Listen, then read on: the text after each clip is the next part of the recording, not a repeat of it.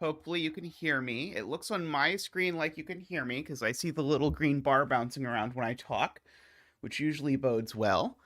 Uh, Sorry for the slightly late start. I got distracted and then there were technical issues.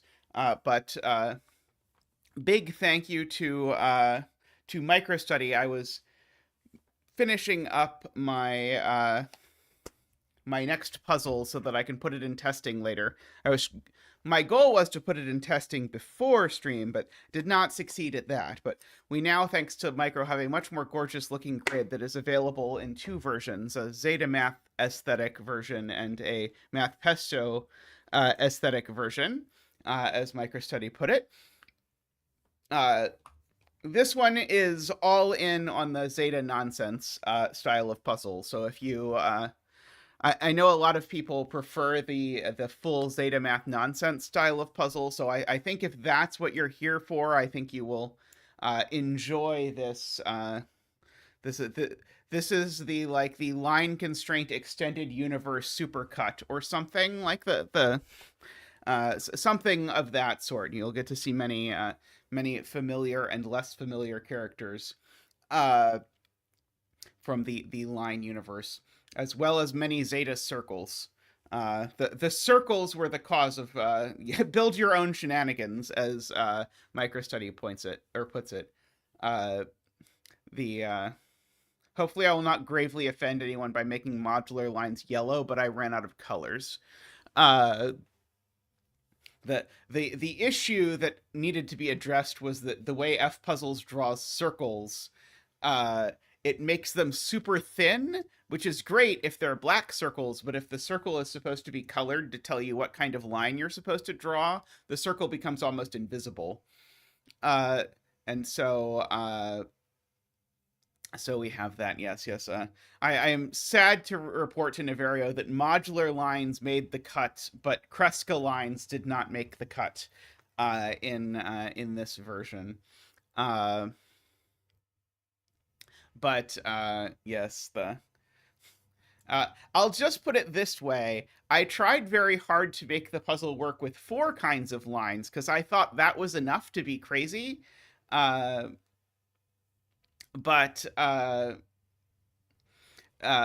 it turned out that my break-in I had, for various reasons, did not work with any of the kinds of lines in one of the places I wanted a line. So then I got to go into entropic lines, modular lines, and parity lines and figure out exactly how they worked. I would never ever use a modular line unless there was a very good reason why an entropic line wouldn't work. But fortunately, in this puzzle, there's both, so there's plenty of good reason to use both of them. I don't have anything against modular lines, but the intuition of what digits go along modular lines is less prominent for me. Kreska lines, DWeb, if you're curious.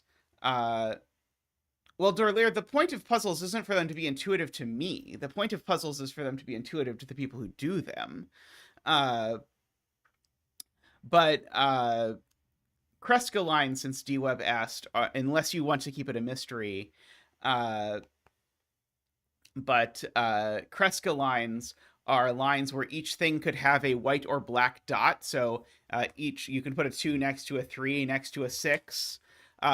But then you also can't repeat digits along the Kreska line. So that is those are the 2 rules. I may have forgotten one of those rules for an hour at one point on camera. That maybe happened. Alrighty. So I was running behind, so I will confess I did not do a complete check. So it's possible that there was a puzzle a million D up that was higher, but I did see a 18-way tie at 6 votes. So having just looked at parity stuff, I went ahead and picked this one. So this puzzle by Glum Hippo was voted for by the following supporters. So by Doomdiat, Luda, Russ, Glum Hippo, Directionary, and David. So thank you so much for all of your support. Also, supporters, if you really want to sway the voting, you can go in and look at the bucket. There's a ton of new puzzles in the bucket, and there's currently a large traffic jam here.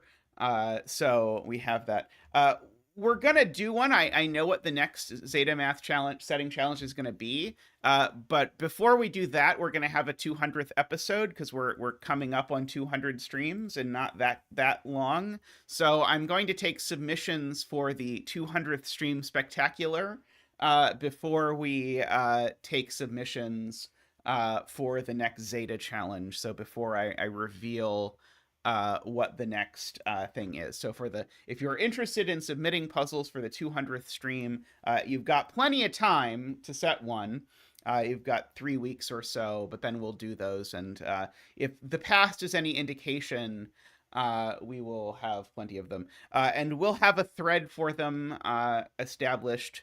I will remind Tristan, and then you can get people to test them in the thread, is I believe what we have done previously, but don't quote me on that. Tristan usually manages these things. So we've got all of that coming up. So yeah, so get your puzzle submissions in. You can look forward to, I'm going to put my next puzzle in CTC testing later today. It is completely ridiculous, and then we'll be off to the races, I suppose. I don't think I have anything else to talk about at the moment. So with that, let's have a look at Glum Hippo's puzzle. So I'm going to throw a bet tree there, since it seems to be the intersection of a whole lot of nothing. So let us review how Parity Party clues work. So these things outside the grid are just normal Parity Party clues.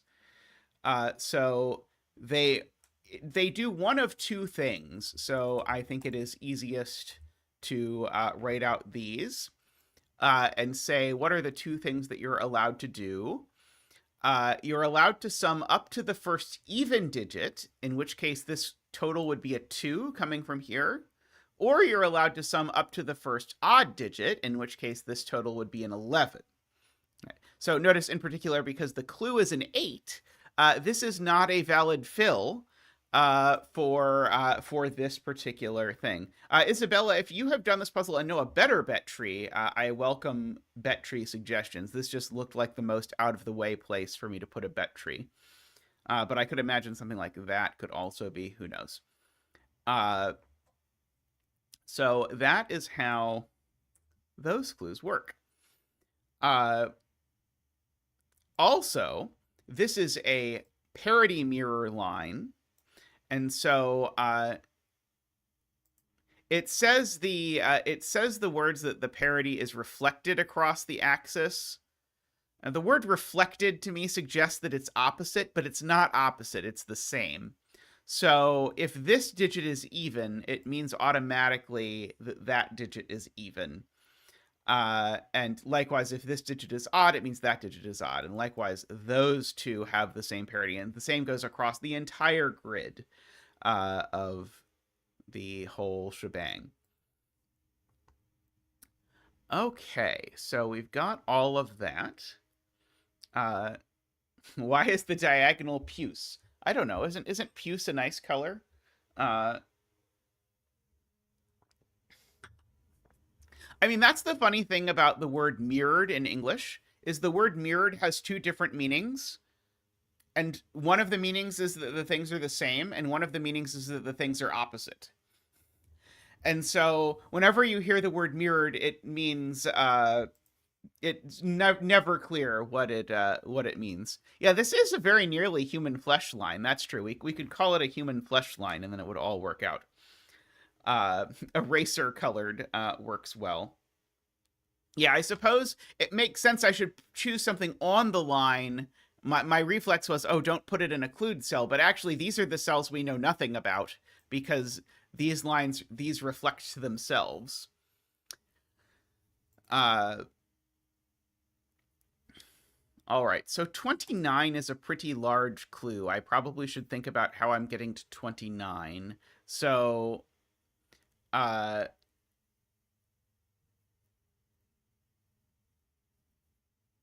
so 29 I can do in a minimum of 4 digits. So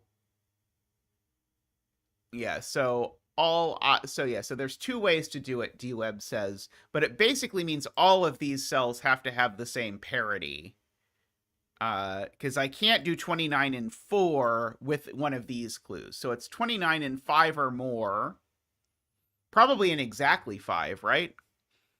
Because I'm either going to do all the evens and then 9, or a bunch of odds, and then an even, and the bunch of odds, I can't include all 5 odds, so I've got to start... No, I've got to... Wait, do I have to include all 5 odds? No, I'd have to include all 5 odds, right? Because otherwise I'm not going to get to an odd total. All 5 odds and then 4, yeah. So these are... So it's either... these are all even or these are all odd.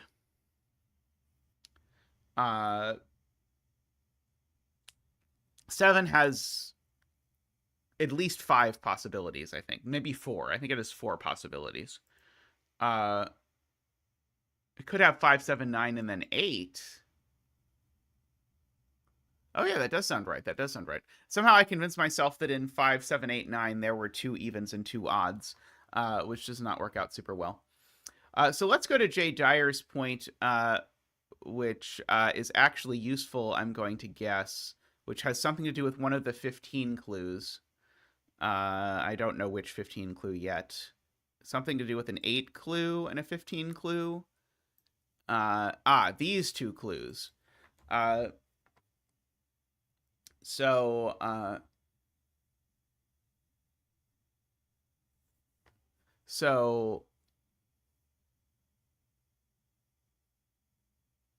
I'm trying to understand Jay's point here. So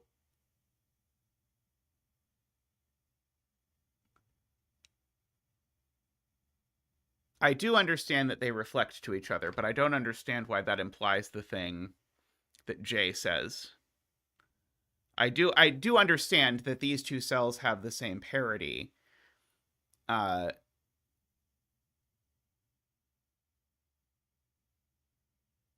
couldn't it go odd, odd, even? No, it can't go odd, odd, even.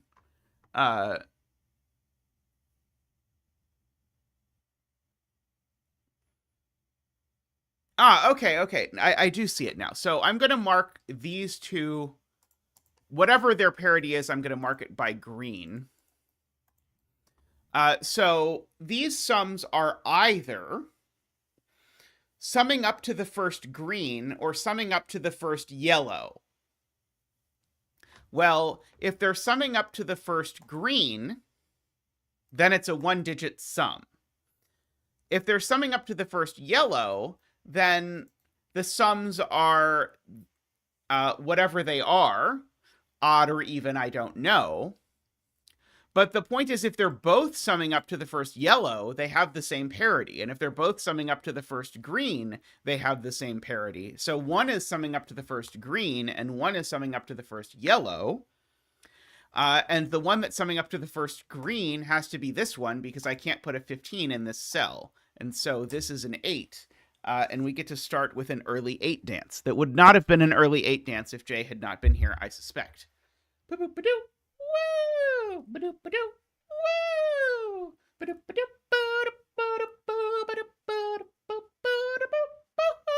Great spotting, Jay. So these are both blue.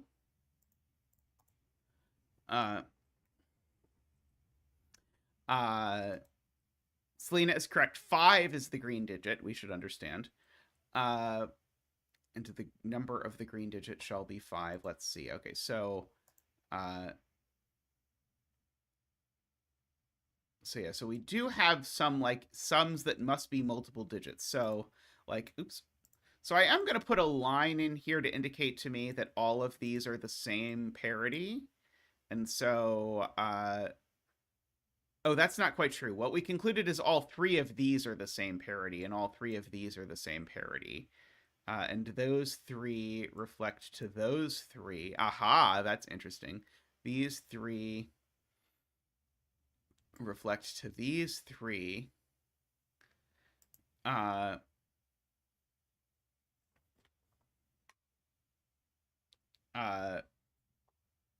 And so these are all the same parity, because we noted that to get to 29, you need at least 4 digits. So you need at least 3 with the same parity. So these are 3 of the same parity. That's another 3 of the same parity in the row. It doesn't leave a whole lot of room in the middle for what's left over. Now, an easier point is that if I have an even clue that's double digit, it has to start with an odd number, because if I sum up to the first even, then, well, sorry, if I sum up to the first odd, I always get an odd total. So I must be summing up to the first even to get to one of these. But of course, the first even can't be the first digit, or it's not going to work. So those 3 up there are all odd. That one is odd, and that reflects over. Aha, that reflects. No, it doesn't. Sorry, that reflects there. I was excited because I thought it reflected onto this line, but then it didn't. So that's odd. Ah, okay. So that odd reflecting onto an 8 is very interesting, because now my 8 must be summing up to the first even, which can't be here. So it has to be odd, odd, even, like that, to make my 8 clue work. Which then, if I come back over there, that means that these are an odd and an even.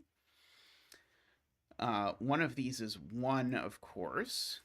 And this is 2 or 4, based on which 3-cell sum to 8 this is.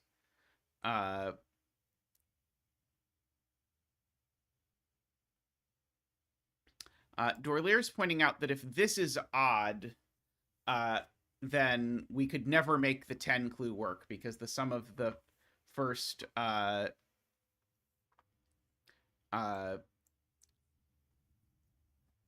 words. Because if I make this odd, then I'm summing up to at least here, and the minimum sum would be 1352, and 1352 is already 11. So this ends, which then means that's even. Now, add 11 is saying I can't make this even, because if I did, I would have to make 16 in thing. That's not going to work. Can't make 16 in thing. Yeah, right. Michael has another way of seeing it, which is just the pure parity thing we did down here, which is that if I made this even, I could never get an even total out of this.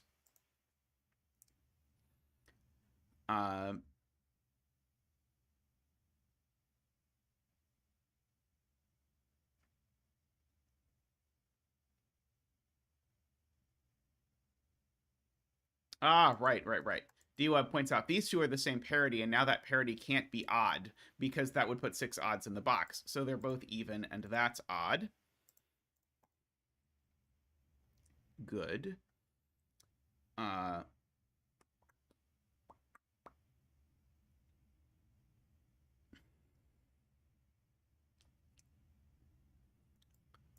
odds and an even. So yeah, so I guess I know the sum of these is 36, right? Because these must be summing up to the first even. So that sum is 36. So these 3 sum to 9. Is that right? I think these 3 sum to 9. And these 3 sum to 10. Oh, 26. Sorry, 26.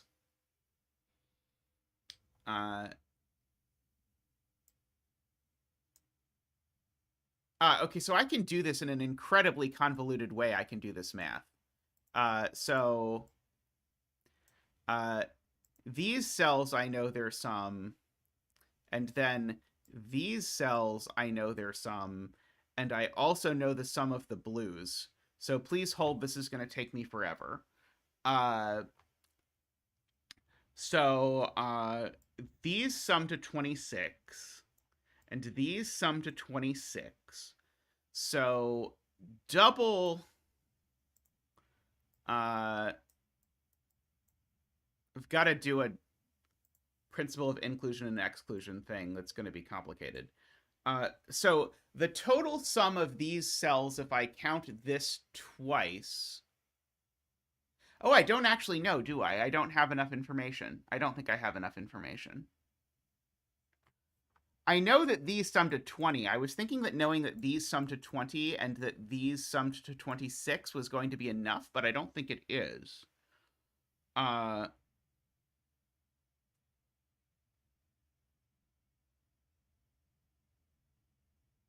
No, it is. It is, because the total sum, let's see, do I know this? Okay, so the sum of both rectangles, right, the sum of both rectangles is 26 times 2. But then if I take off the blue, then the sum of both rectangles minus the blue is 26 times 2 minus 20, which is 32, which means that the orange rectangle does sum to 16, which means that this is a 9. Yes, okay, we do have enough information. I was convinced, and then I convinced myself that we did not. Okay, and so each blue domino needs to sum to 10, J. Dyer says.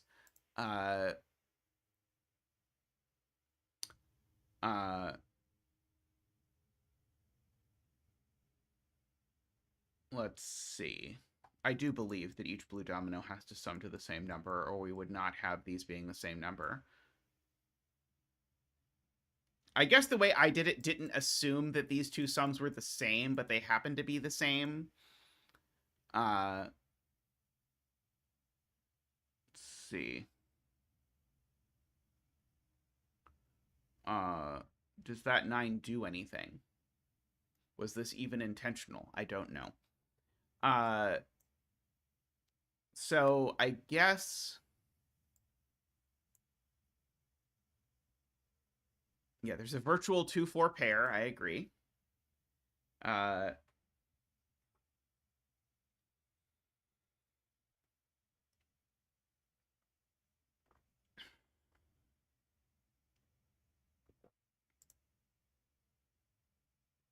This digit is at most 7.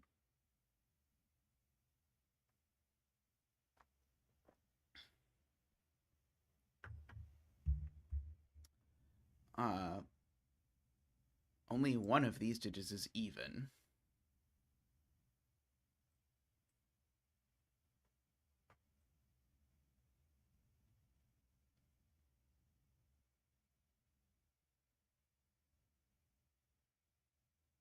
Yeah, one of the 29 clues has to be 4 evens and a 9.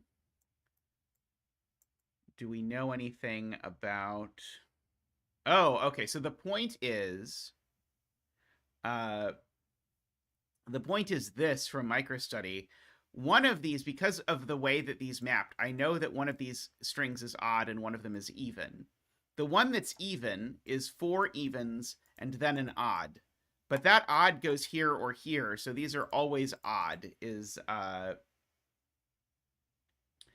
MicroStudy's point.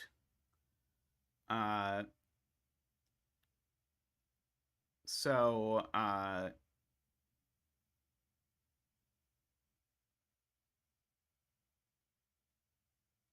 and one of these two is a 9, I suppose I should mark. Yes, thank you, Crispy, for pointing out that I was completely failing to actually pencil mark the thing that I actually had said.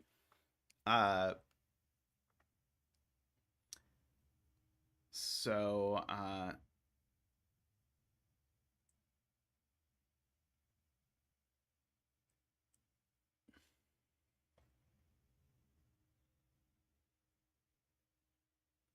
Selena's pointing out that 11 plus 11 plus 8 is not very big. So it is in fact 30.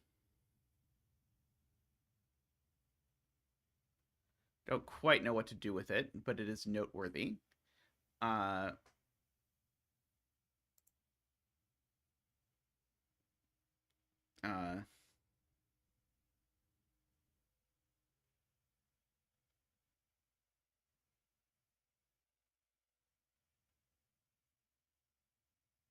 agree with Dorlier that these two are different.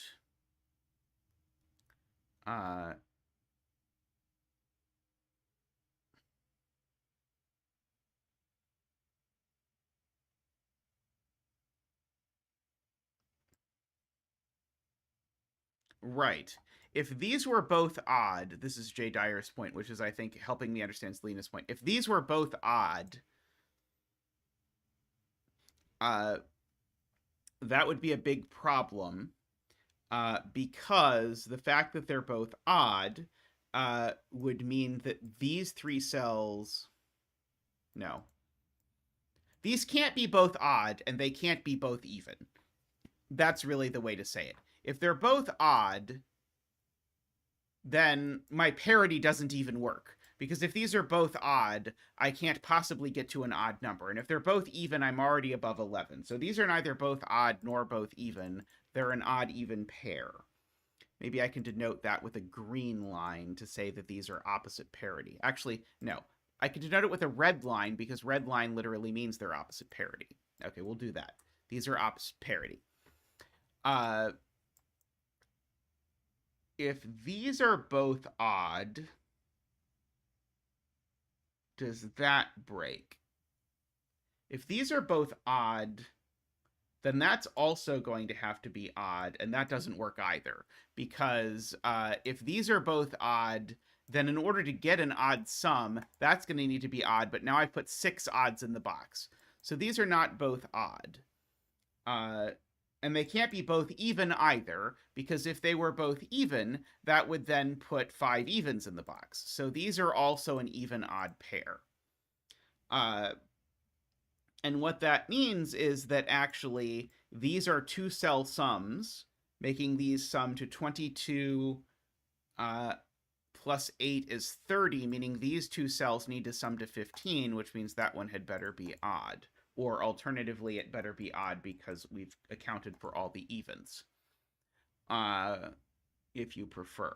Okay, so these are 2 digits that actually sum to 15. So this is 6, 8, and 7 or 9. For whatever that is worth. Again, not quite sure. Oh, don't forget to reflect. Right. There are things that I might know. Like these 2 red lines, I think, reflect 2 red lines over here. If I did that right. Yeah, I did that right. Okay. And this is just reflecting to tell me that that is odd.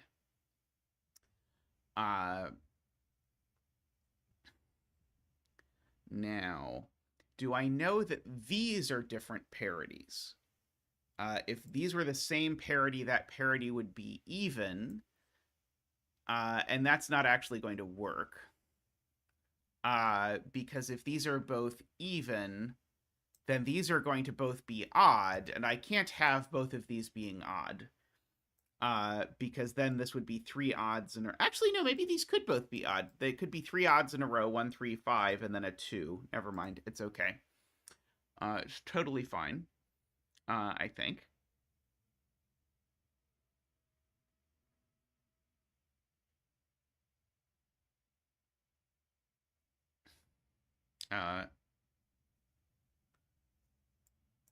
Oh, if this is 1, 3, 5... Yeah, I want to draw a square. That's what I want to do, MicroStudy. But I thought that if this were double even, then these would all be odd. And I thought that was going to be a problem, but I think it could be 1, 3, 5, 2.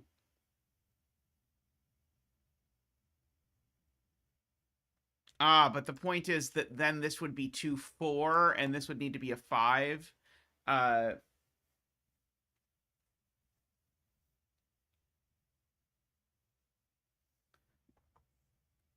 I think you're right. I think I need too many small digits, but I think it's really obnoxious to prove it.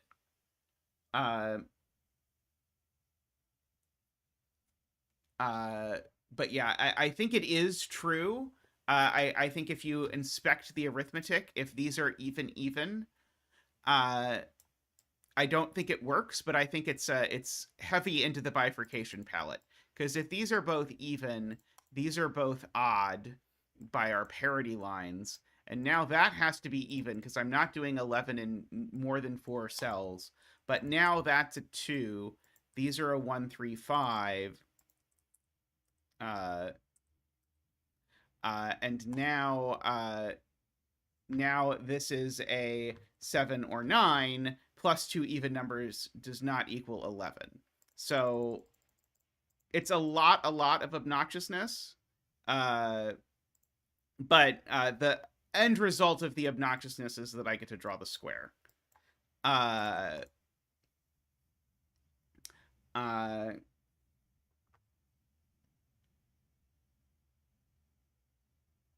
so we get to draw the sort of the parity square. And so now that we have the parity square, we know loop completion dance. Now that we have the parity square, we know that these sum to 30. Uh-oh. Oh no, those don't sum to 30. These sum to 30. And if those sum to 30,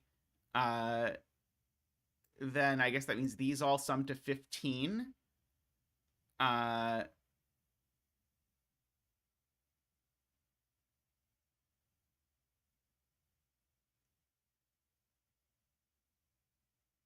Oh, I have a 14 sum. Why am I not using the 14 sum?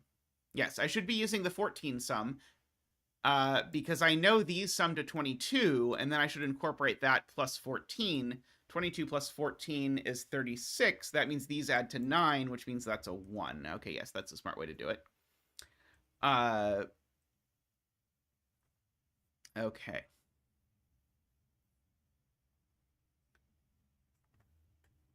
Let's see. So there's a 1 up here somewhere.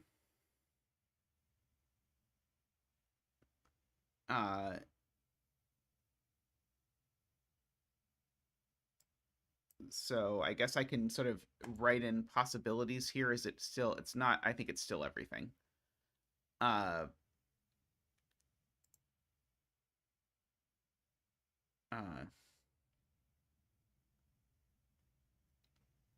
yeah, so that's just what I was looking at. So MicroStudy is pointing out I need to use 3 down here because I can't use 3 in an 11 sum because it would require an 8.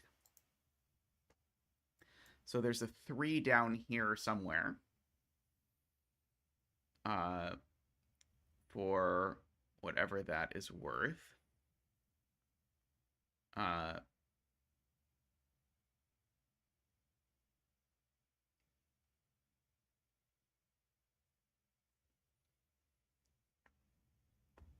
There's certainly an even digit in this 15 sum.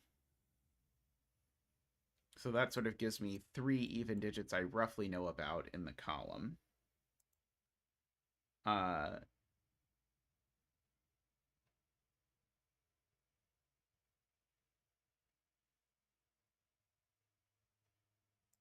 Oh, okay, that's a smart spot. So so Isabella's spot is that there's a 9 up here by Sudoku, and it definitely goes with a 2. Because there's a 2-cell sum to 11. And so, therefore, this can only be 4 or 6. If this is 4, then these are 3, 7. If this is 6, then these are 3, 5.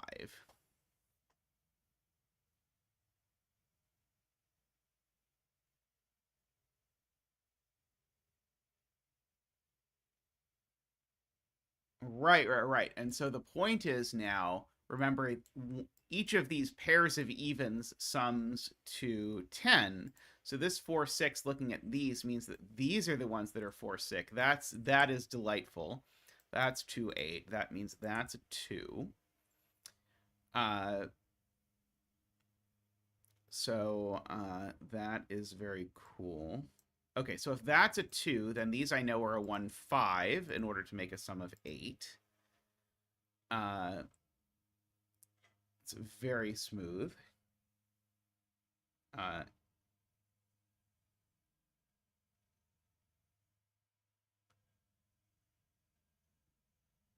Right, and so now that the 2 is here, chat is all over this. Now that the 2 is here, I can't put a 9 down here. So that's the 9.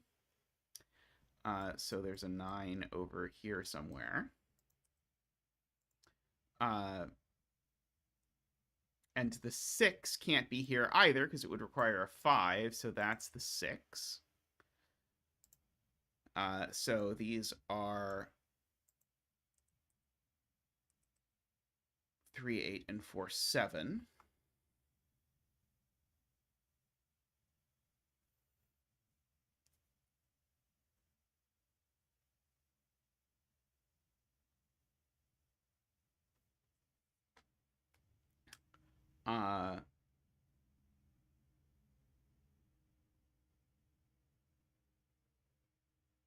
Let's see.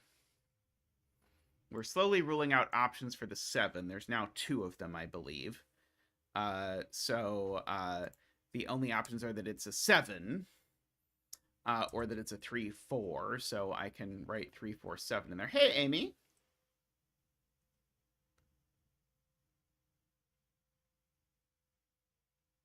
Heliopolis says 7 is a domino. Do we know it's a domino? I don't think I know it's a domino.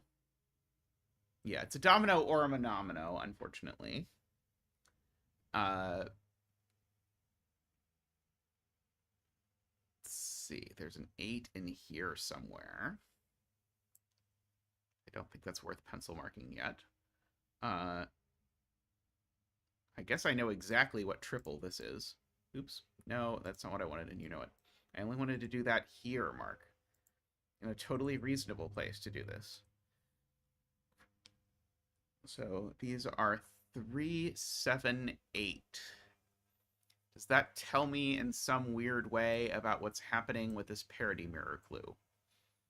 I fear that it does not.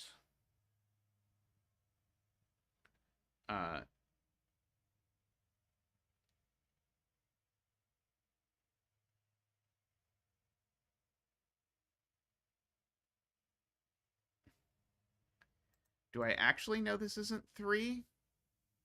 No, because it could be 1, 3, 5, 7, 9, and 4, right? MicroStudy? I think there's a third option you're not including, because it could be all the odds and then 4. Unless there's a reason why all the odds and then 4 doesn't work that I'm not seeing. Uh,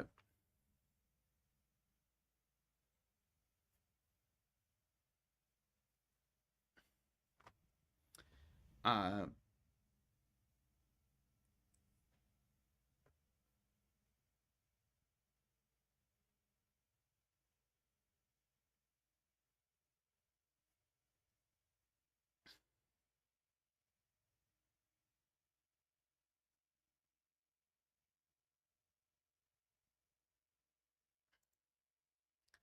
Selena's suggesting I think about these two things together.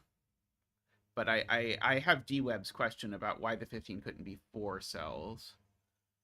In that instance.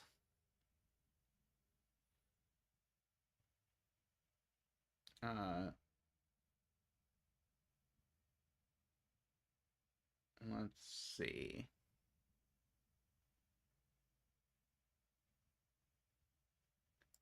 So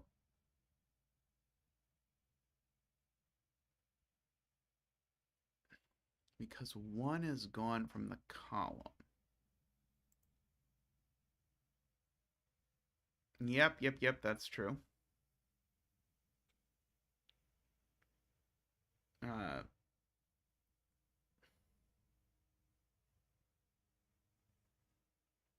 Yeah, the Jay Dyer has it. It's kind of a messy look ahead.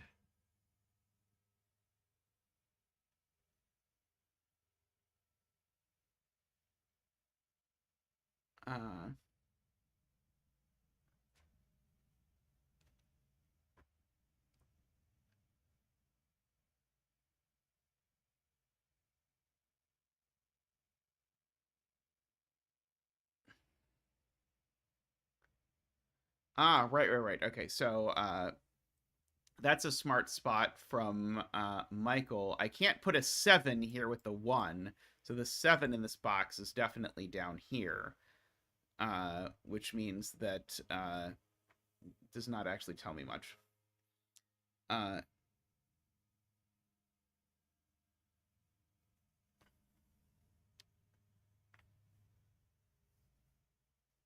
So is the point that the 15 is always 2 cells?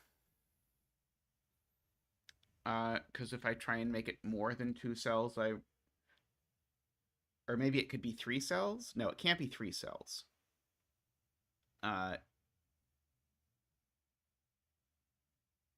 So yeah, I think we're gonna have to do worse math than I would like to do.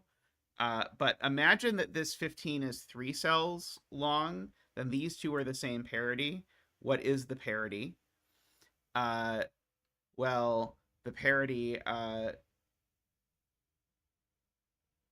would have to be odd, because if it were even, it would break the 7 clue, because that would make both of those even. So these would both be odd. That would mean I'd need a third odd. But then as soon as I need a third odd, then I would also need all of these to be odd, and then that breaks the 7 as... Oh, no, it doesn't break the 7. That's okay. All of these would be odd, and then that would be even.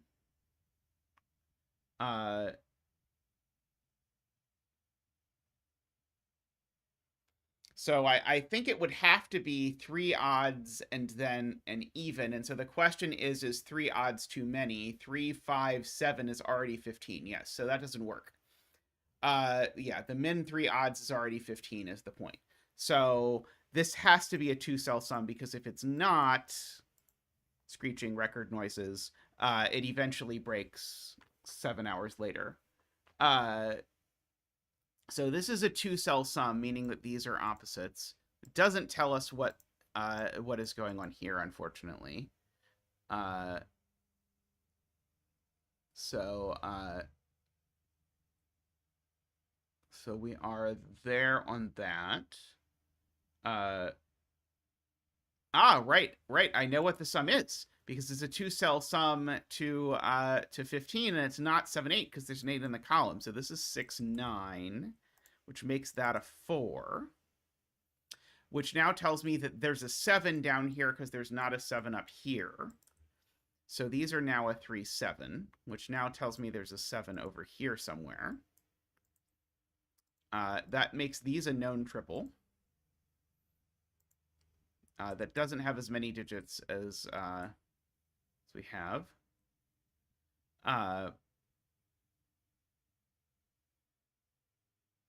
Over here. So these are 1, 5, and 6. Oh, Isabella's saying I can't put a 3 in here, because 3 and 2 would require a 9, and 3 and 8 would require a second 3. Wow, that's a hell of a spot to Isabella. So the 3 is actually over here, which means it's not here. So these aren't 3 and 8, they're 4 and 7. These aren't 4 and 7. Oops.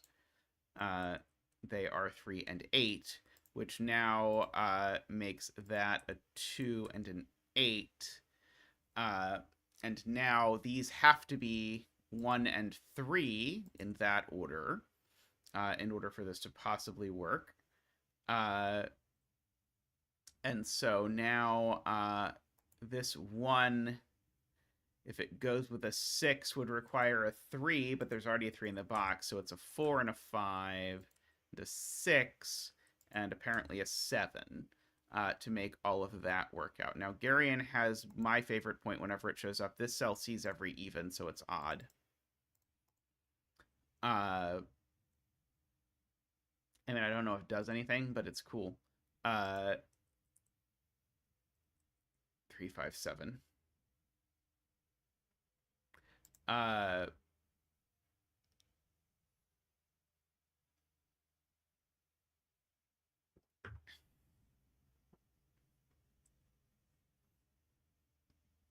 That's true. We can just mark up box 4. That sounds fun. So these aren't 3 or 8. 1, 4, and 6, and so these are not 4 or 7. These are 2, 5, and 9.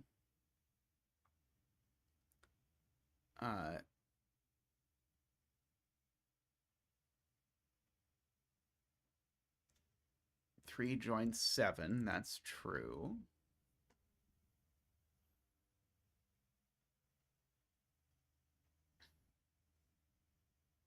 So if these are all odd, that one's a 1. If these are all even, then that one's an 8 and a 2 and a 4 or a 6 and a 4 or a 6 there.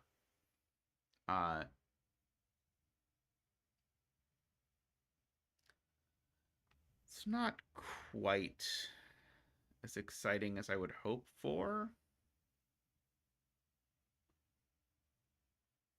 I'm curious why this can't be 8 if that's 7. Someone in chat was saying this can't be 8. I think it's okay if it is, but I could be wrong.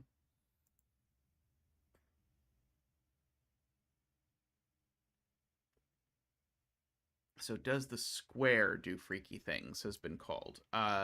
Let's write in this quadruple. So there's no 3s or 7s in here. And there's a 5 down here with a 6 up there. And these two are the same parity.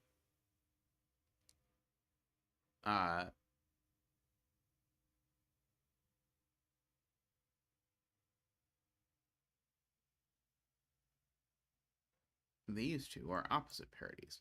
See, these two are also the same parity.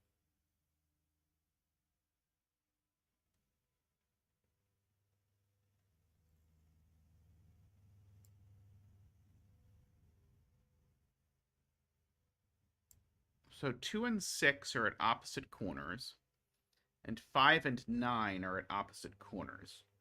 And if 5 and 9 are at opposite corners, that's the point, is that 5 and 9 are at opposite corners.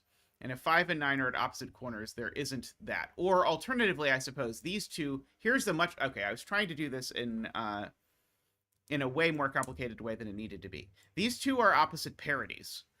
If neither of them is a 2, they're not opposite parities. So one of them is a 2, and so therefore neither of those is a 2. They're a 6-9 pair, and therefore that. Yeah, I was doing that in a way that was far, far more convoluted than was necessary to human this puzzle. 2, 5. These aren't 9 or 6. 2, 3, 7.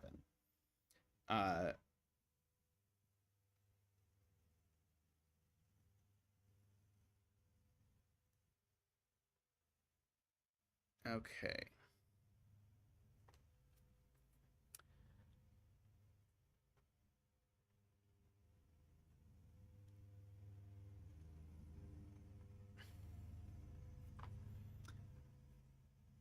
And these are all the same parity.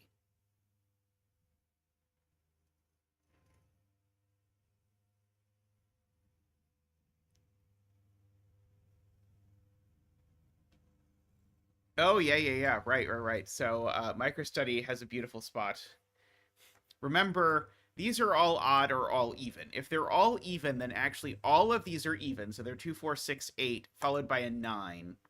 But if that were the case, it would break this cell, which can only be 4, 8, or 9. Okay, gorgeous. If I'd have found that, I definitely would have put it in my puzzle, so no judgment. So these are all odd, and these are all even. Which means that's even because of what I just said, which means that's a 9. That's not a 9. That's a 2.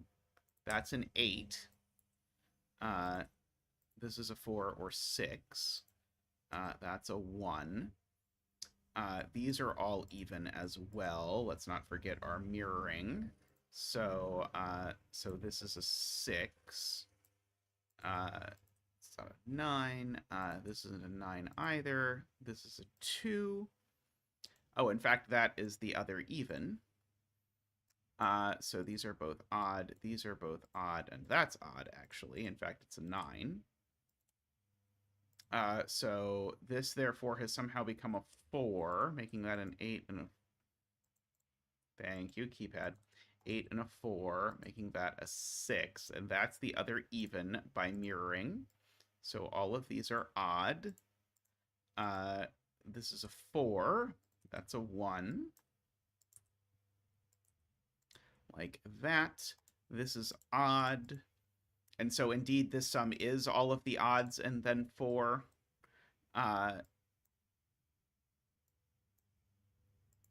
These are all odd for lots of reasons. J. Dyer points out. These are not 2. I don't need my 3 or 7 up here.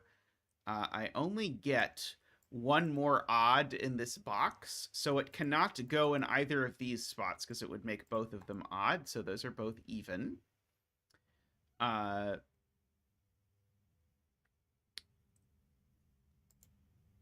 Let's see. I only get one more odd in here. I don't think I know what to do with that yet. Let's mark up these. There are no 6s or 9s left. There is, however, a 2.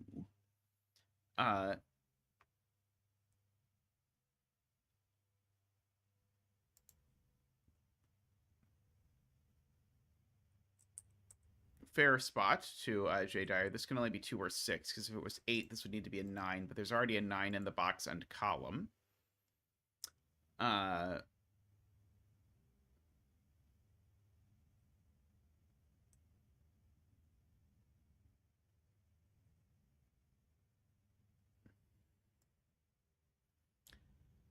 That's true. This is a 1, 2, 3, 5, 7 quintuple. Weirdly. So this is the other ones.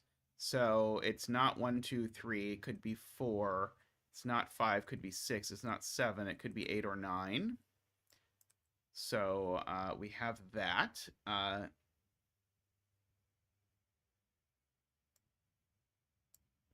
I know only one of these is odd. So I feel like I can probably force this 15 clue. Let's look at the thing Garion did. The 11 clue. Okay, yeah. So the question is where the 11 clue needs an odd. So can't go there. Oh, no, it could go there. Sorry. But what if the odd was here? If the odd was here, this would be 3 evens and an odd to go in the 11 sum, but 3 evens would be a minimum of 2, 4, 6. That's already 12. Then I still have to add in the odd. So Garion's point is this can't be the odd. So this is definitely even, and that's the last odd. So this is 6 or 8 by thermologic, and this is 2, 6, or 8 by lack of anything to say about it logic. Let's see. Corner mark 1 in row 4.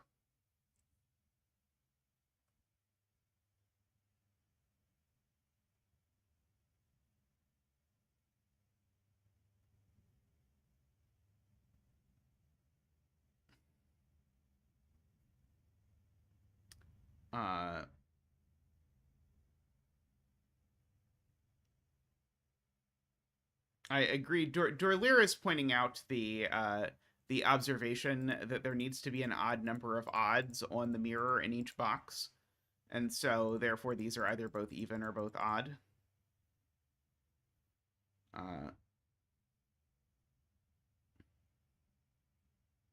Right. There's a 1 in one of these cells. Because it's the 1 in the quint is over there. So that's not a 1.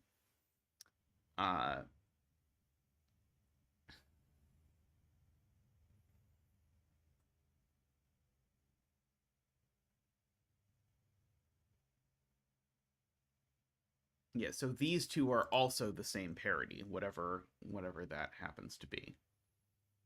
Oh, I guess these are the same parity by mirroring anyway, so it doesn't really matter.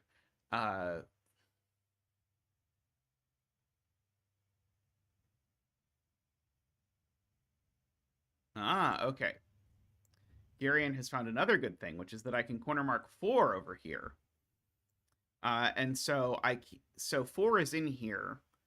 And so I can't put an odd digit in these cells, because if I do, I'll have a 2-cell 15 sum that includes a 4, which would need to go with an 11, so that doesn't work. So neither of these is odd, so these are even, and that is odd. So it's not a 2, it is a 3, 5, or 7. So 4 can't go with 8, because if 4 went with... Oh, no, 4 could go with 8. Never mind, sorry. 4 and 8 was too big in my head, but it is not, in fact, too big, unfortunately. That is reflectable. That's true. So that reflects over down here. Makes that odd as well. Could also reflect that. So these two evens need to actually be pretty small, because I can't... I guess they could even include 8, actually. Although they definitely include a 4 now, just by the column. And since they definitely include a 4, I now can't include an 8. So the 8's up here. I guess I already knew that if I looked at this box. So this is either 4, 6 with a 1, or it is 4, 2, or it's 4, 2 with a 5. Which gives us a weird 1, 5 pair in the column, I believe, if I did my math correctly. So that's not a 5. So one of these is a 5. So these aren't 5. Which gives me a 3, 7 pair in this row, which means that this is now a 5. Because it's not 1, 3, 7, or 9. So that's a 5. So that's a 9 and a 5. So these are only a small number of things. That do not include 2, 6, or 8. One of them is a 1, and then we've got... right. This is a 1, 3, 7 triple, so that's a 2. So this is not a 2, so that is a 2. So this number is bigger than 2. Oh, okay, so these aren't 6 now, because there's a 6, 8 pair looking down at this, so that's a 5. Means that's not a 5. Means that's a 3, 7 pair, making that a 5, making that a 1 and a 5. Making these not a 5 or a 1. I am told I did something reflectable, but I don't know what it was.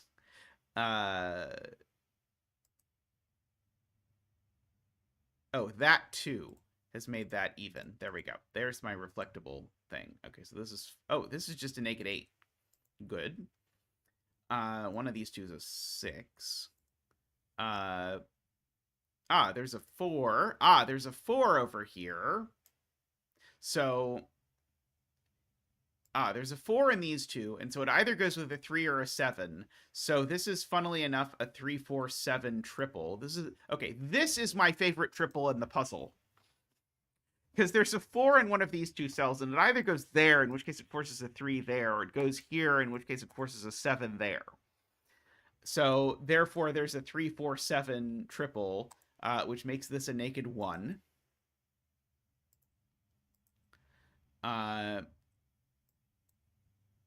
So these are the rest of the odds. 3, 7, and 9. There's always a 9 over here.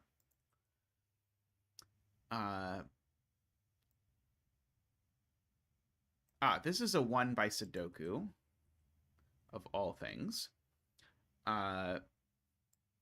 These are like 3 parts of a quad, so they're not 6 or 9, and they're not 3, 4, or 7. So these are either 2, 8, or 1, 5.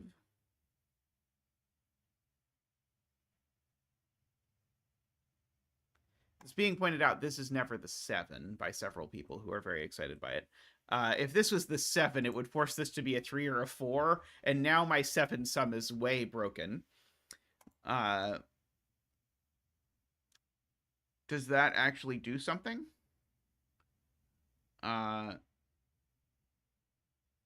Maybe not yet. Let's see. I got 379. Okay, so 4 and 6 would go with a 5 and can't anymore. So 4 and 8 go with a 3. Good. 3, 7. Good spot. So this is 3, 4. Those aren't 3, so that is 3 and 7. 7 and 3. 3 and 7. Chat definitely gets lots of credit for this puzzle, even more than usual, for spotting arithmetic things. So that 4, 8 looks over and makes that a 6, makes that an 8. Let's see.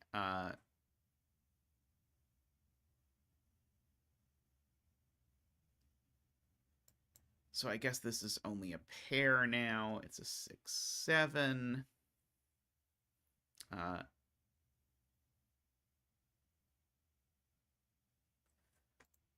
Is this about this inequality?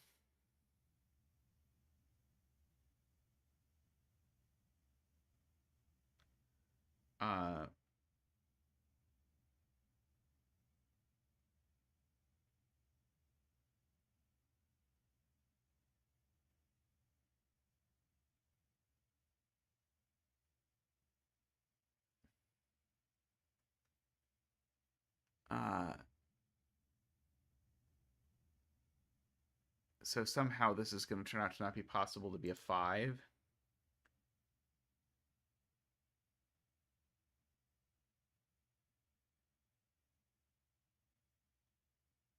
The parities are symmetric about the diagonal, Jaleb, is the rule. So you'll notice how the blues sort of have this Rorschach symmetry. That's what's going on here.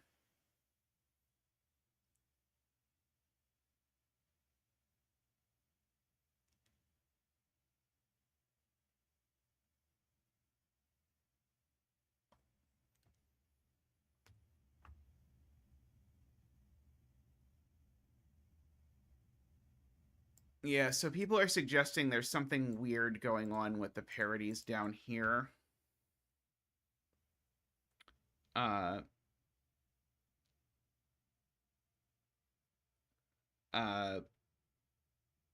So yeah, we can use some temporary colors maybe. Is not a bad idea. So those are yellow. Those are yellow. These can be green.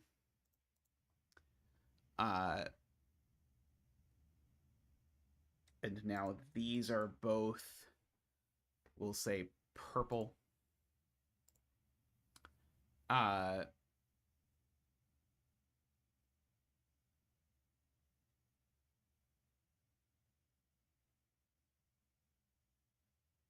Where the 8 goes, the 2 goes with it reflectively.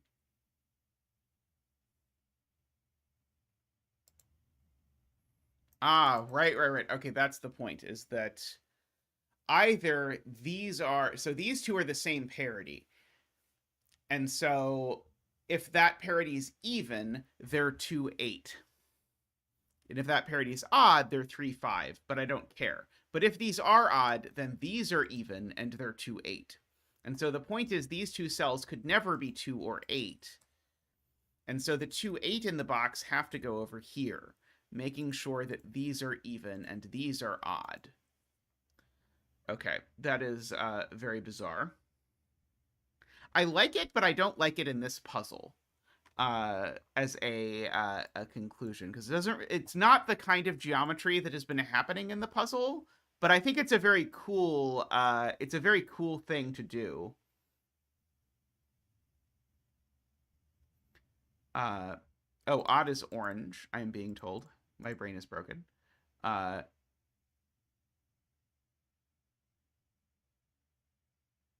there's a 1, 5 pair in this row that doesn't do anything.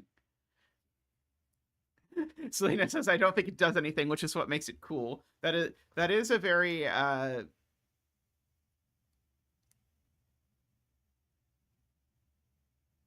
very cool thing. Okay, so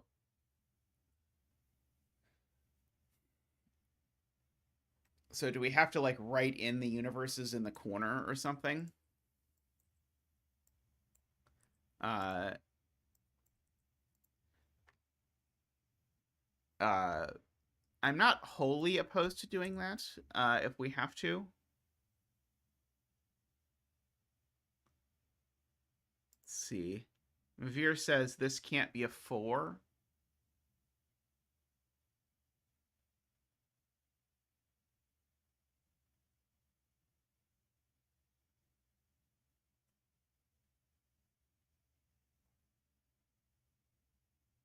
Okay, so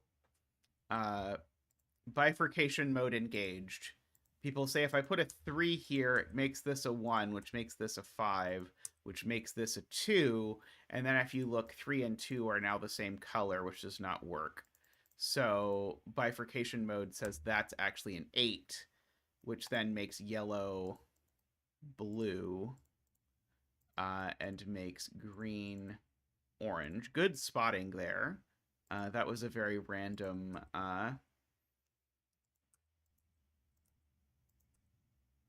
thing to come out there at the end. 2 and 4. So this is now even and odd. So that's now even and odd. So so now that's odd, and that's even, and that's odd, and that's even. I wonder if there's a different way to see that. 9, 6, 9, 3, 9, 6.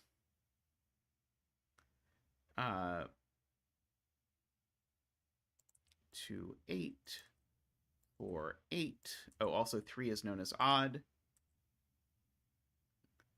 7, 3, 1, 7, 5, 1, 5.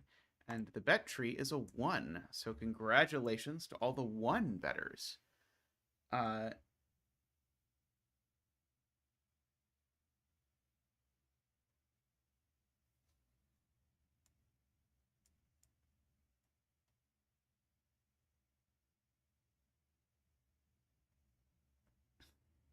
See, I'm looking at what Jay Dyer said for how she saw this. Box 9 has a 2-5 pair in one row and a 1-8 pair in the other, because the 2-5 pair can't be vertical. Right, a 2-5 vertically would break this. And so so the 2-5 was always going to be horizontal. Let's see, how far back? Let's go back to where we put in our bifurcation marker and see if this sort of immediately does this. Okay, so there's always going to be a 2-5 horizontally. And it's either going to be there or there. The 2-5 is always going to put a 1 there. Okay,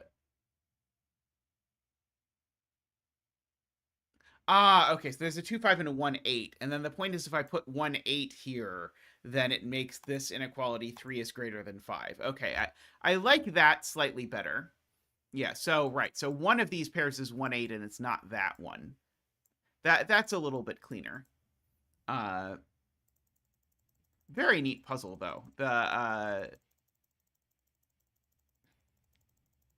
that was very oh no, the redo button lost track. But thank you. That was very cool. I enjoyed that quite a bit, Glum Hippo. The two parody, or the two sort of parody constraints playing together obviously was nice.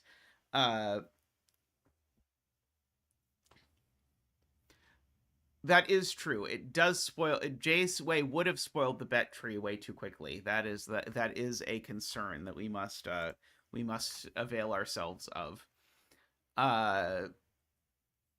But yeah, very very neat puzzle. I enjoyed that. There were lots of tricky spots in there. But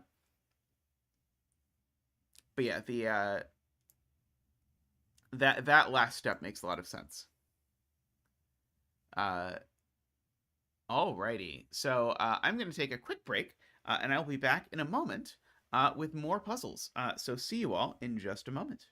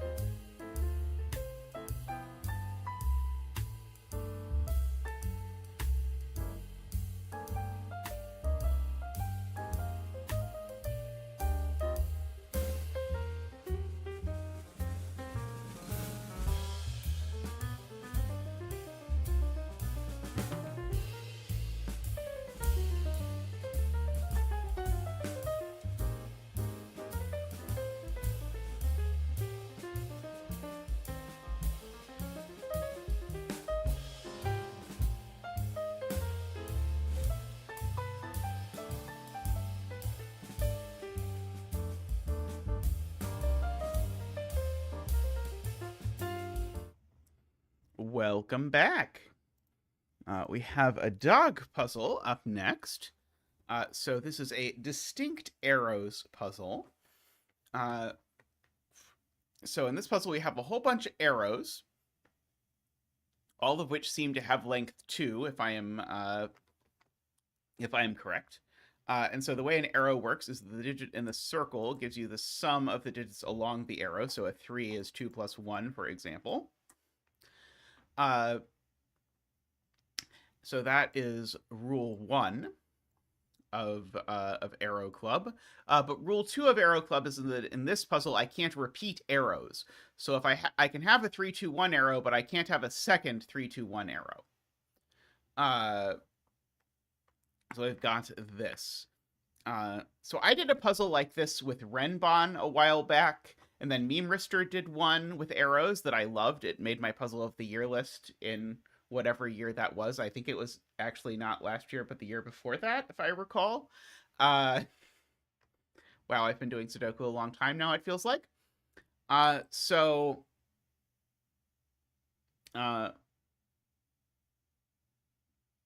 Perhaps... So I should count. How many arrows are there? 1, 2, 3, 4, 5, 6, 7, 8, 9, 10, 11, 12, 13, 14, 15, 16. There's 16. Yes, you cannot have both 3, 1, 2 and 3, 2, 1. It's the sort of the arrow as a set is what is allowed or not allowed to repeat. So there are 16 arrows.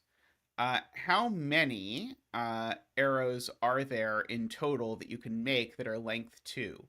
So there are 4 possible 9 arrows. Then there are 3 each of 8 and 7. 3 each of 8 and 7. So that's 6 plus 4. That's 10. And then there are 2 each of... of 6 and 5, so that's 14, and then 1 each of 4 and 3, that's 16. Okay, so we have, so we actually have to include every possible arrow in the grid. So there are exactly 16 possible, and we can't repeat them. Now, if instead of just like randomly doing a mini combinatorics problem, what we would like to do is actually start the puzzle, then we should read the comment by Malcor about where 8 is in this box, because 8 definitely can't go on an arrow. It would make the sum 9, so 8 definitely goes in a circle here.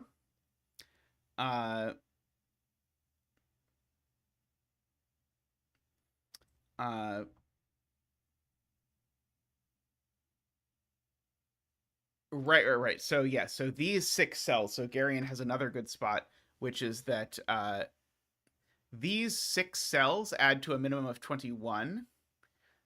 And so because these 6 cells add to a minimum of 21, I should ask what these cells add to, because these 3 cells have the same sum as these 6 cells. Well, these add to a maximum of 21. So therefore these are 6, 7, 8, and that's not 8. But if that's true, I need these to actually add to 21, which means they need to be 1, 2, 3, 4, 5, 6, which means these need to be the 7 and the 8, and that needs to be the 6. And we get to bring out Zach for the 6 dance.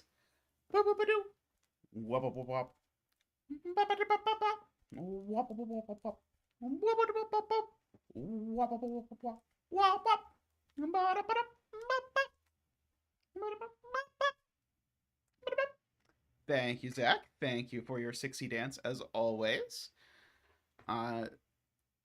So this arrow doesn't have a 6 or a 3 on it. So it is from 1, 2, 4, 5. So now, these numbers are all small, so that's probably worth remembering. This one isn't smaller than 3. This one isn't smaller than 3. So the 5 in the column actually has to go on one of the arrows. No way around that. because I can't put a 5 on an arrow that would then sum to less than 5. And so the 1 and the 2 in the column are both on these, and so that could be 1, 2, 3, for example.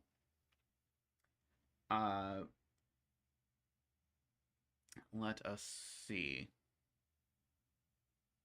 So we've definitely used a 5 arrow. We've used a 6 arrow. That's true. This is definitely also from 1, 2, 3, 4. That's good. And Jay Dyer points out we can do parity nonsense because the sum of this column is 45.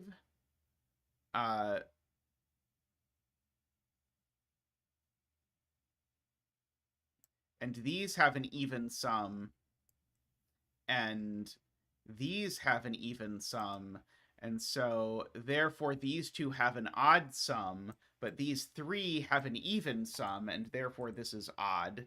So that is 1 or 3 for sure.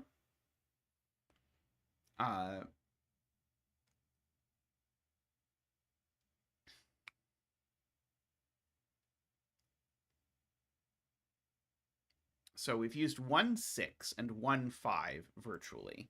There's 1 more 6 and 1 more 5, and then they're locked out of circles.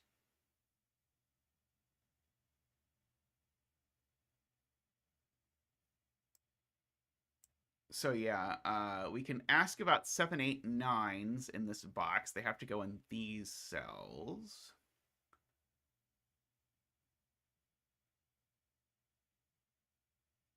Now, of course, that one has to be 7, 8, 9.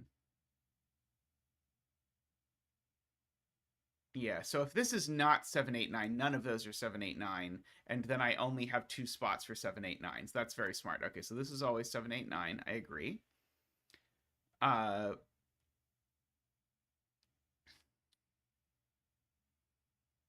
So...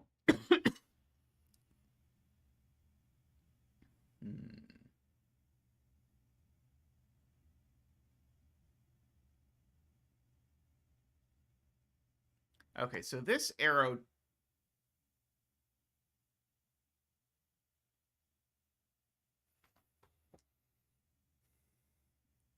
What's the minimum that could go on this arrow? Why can't this arrow be a 4? Right, 4 doesn't work because 4 would break both ways. If this is a 4, 1, 3, it would break both ways to make 6, so it can't be 4. If this were a 5, then it would be either 5, 1, 4, or 5, 2, 3, both of which break every way to make this arrow. So this is at least a 6.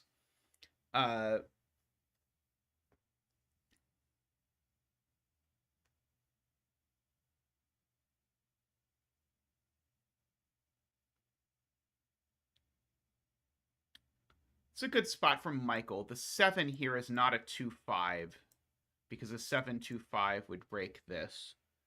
So the 7 is a 1, 6, or a 3, 4, which funnily enough creates a weird sort of virtual pair.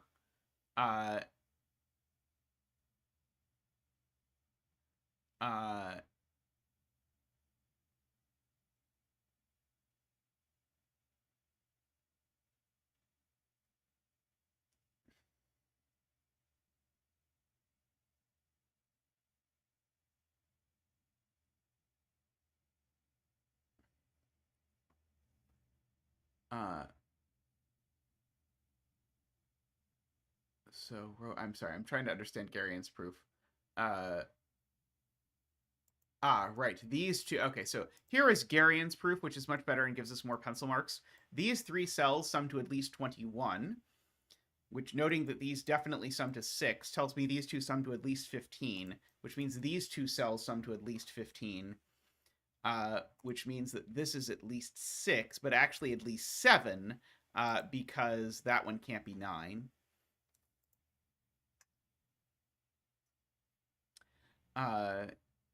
So that I at least know is 7, 8, 9, additionally, from Garian's point.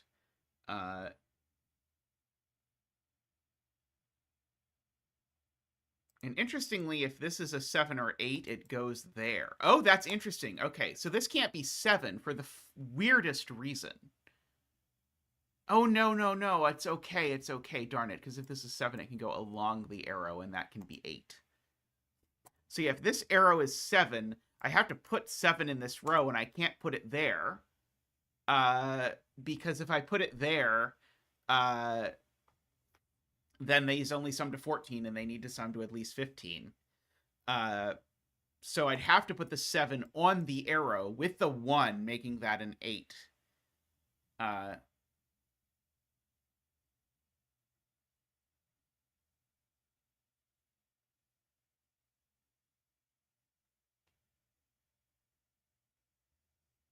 That breaks the row total.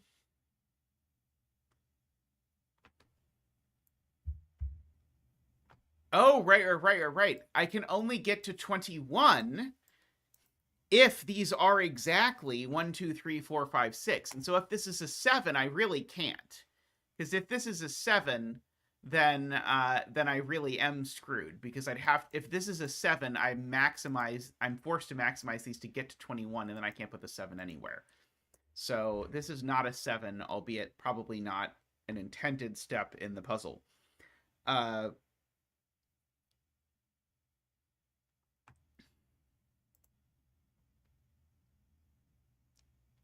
Right. No, if this is 6 and 9, it's okay, because the 9 goes there, right? No. If this is 6, then it again pushes these totals up too high. Because if this is 6, I can't use the 6 in there. And so J-Dyer's point is this is never 6. I agree.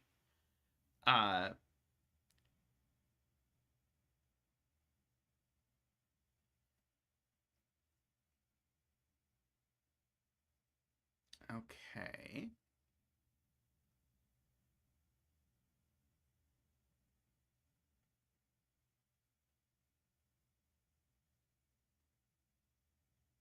So interestingly, if this is 8, that's 8 by Sudoku, of all things. Is that interesting?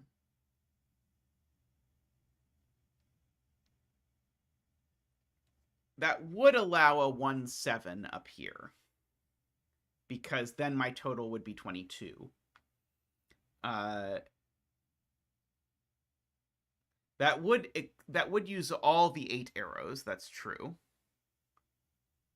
So one of these would definitely be 1, 7.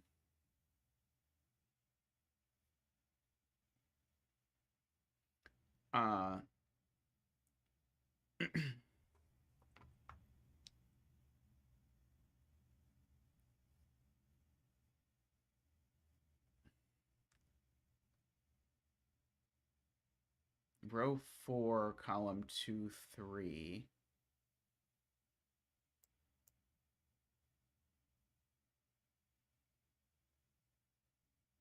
Oh, wow, yes. That's amazing. That's amazing. Okay, so here's the point. This is great. If this is an 8, this is an 8, and this is an 8. That's all 3 possible 8 arrows. One of these is 1, 7, one of them is 2, 6, and one of them is 3, 5.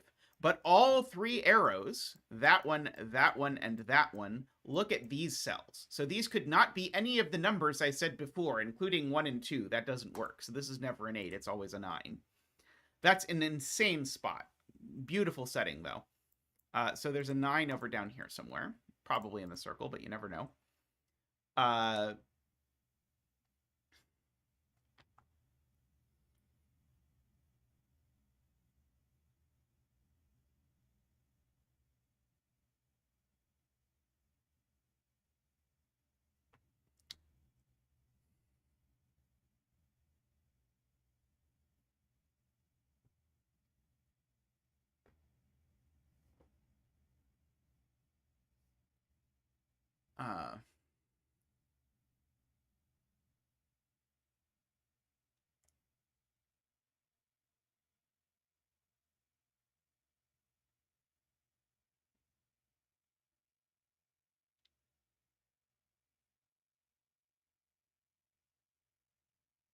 the box 5, 9 arrow is not 1, 8.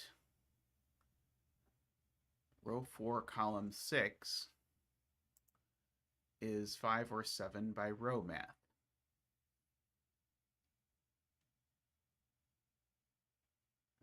If row 4, column 9 is 7,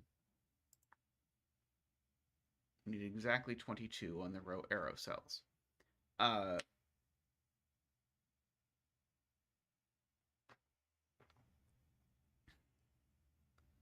So yeah, so if this is 7, I need to come up with 2 7 cells that can be seen by this arrow that don't break it. And so you can just check that's not possible by exhaustion. If this is 1, 5, what 7 sums are allowed? And the only answer is 3, 4.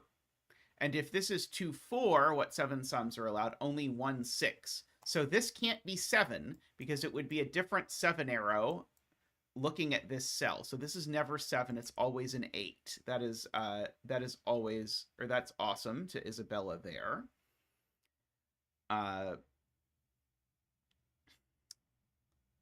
So now I need to think about this sees 2 different 8 arrows. Which way does that work? If this is 1, 5, then 2, 6 works, but I break everything else. So this just isn't 1, 5. This is 2, 4.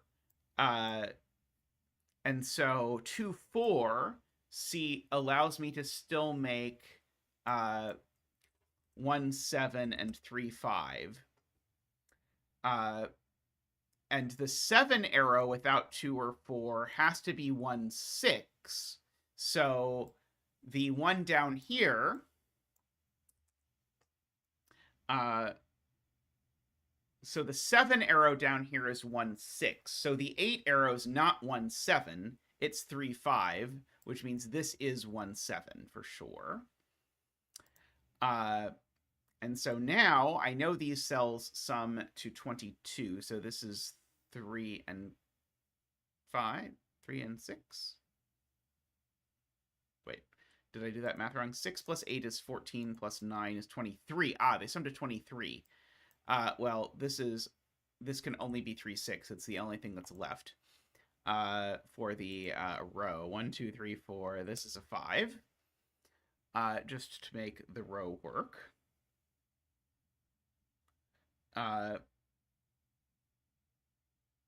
So there we go. And so there's an 8, 3, 5 and a 7, 1, 6 down here for whatever reason.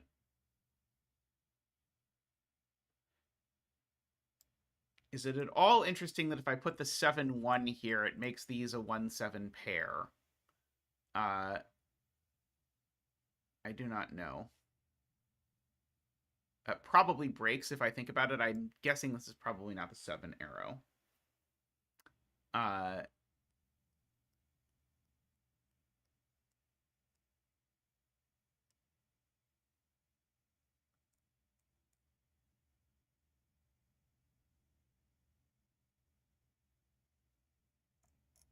Dorlier is doing some sort of pre-thinking for the last phase of the puzzle where we have to place the last 9s, which is helpful, or will be helpful later, I suspect.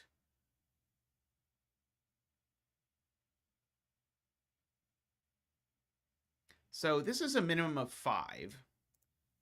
So this is 5, 6, or 7. Oh, sorry, no, only 5 or 6. Those are the only possibilities. And it's being claimed it can't be 6. Oh, right, it can't be 6, because if it were 6, it would be 1, 5 by this arrow, but it's not. So this has to be 5, and it has to be 2, 3. Gorgeous. Okay, so there's no 5 over here. No 3 either, so thankfully I don't have to do too much math to see that that's the 7, that's the 8. And this is the 3, 5. Okay, so Yeah, so 1 and 7 are down here. 3s are taken care of. Let's see, what are these? I should write in what they are. They're not 5, 1, or 7. Still not 5. Not 3. Not 2. These are 4, 6, and 9. That one's definitely not the 9. This can't be the 6 either for a sort of hilarious reason. If this was 6, it would force this to be 9, but it would repeat the 9 arrow. So this is always a 4. Sorry, that one's always a 4. And it can't be a 6, 2, 4 arrow either. So this is a 9, 4, 5 arrow. Glorious. So this is a pair and this is a triple. So this pair doesn't involve a 1 or a 6, or a 2 or a 3. It is 4 and 8. And these don't involve a 3. They're 1, 2, or 7.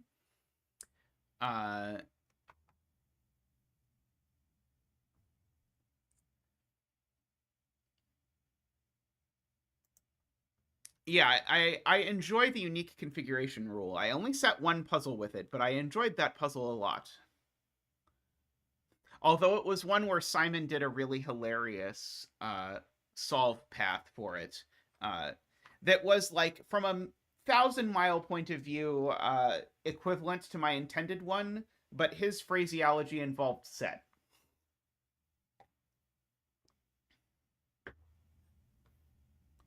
Oh, I can turn on row column labels. That will help.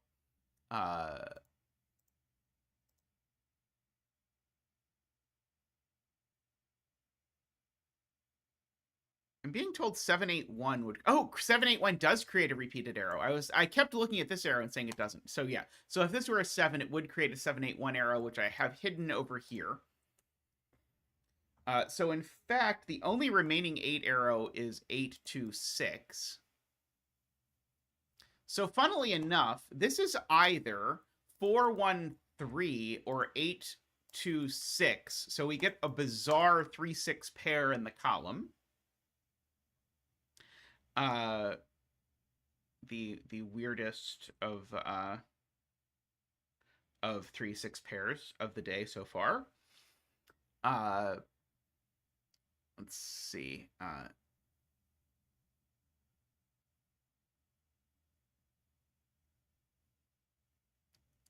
Okay, I've used a 5 arrow. So whichever of these, remember one of these two is the other 5 arrow. And the other one has to be 5, 1, 4. So is there one of these that obviously can't be 5, 1, 4? Let's see, if this were 5, 1, 4, that would only leave me...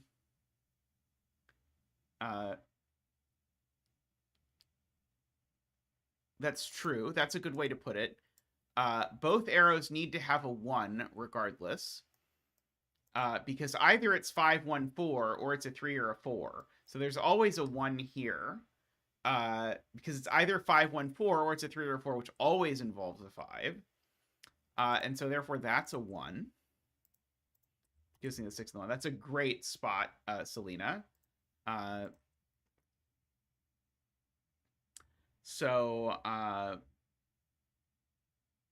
So this is either a 5, 4.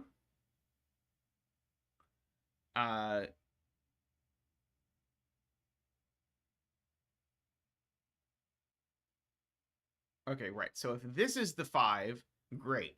If this is the 5, then it's a 5, 1, 4, and these are a 2, 3 pair, so the 3 goes in the circle.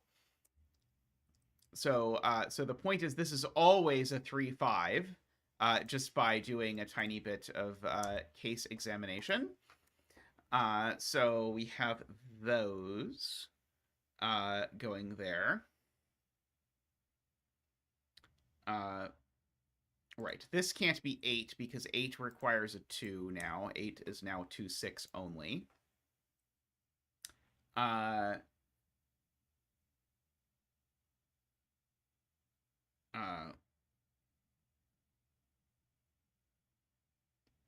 Let's see.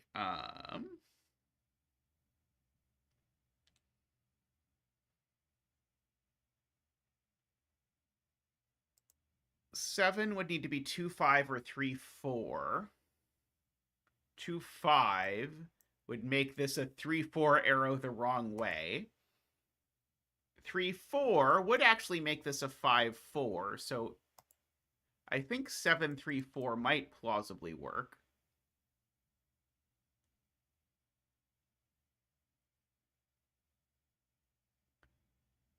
Oh, I'm being told they break this.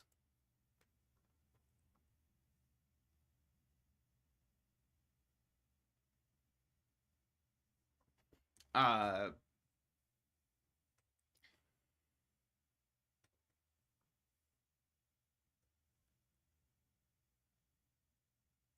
right. Sorry. I just in my brain did not do this very well. 2, 5 certainly makes this a 3 arrow with no 2 on it.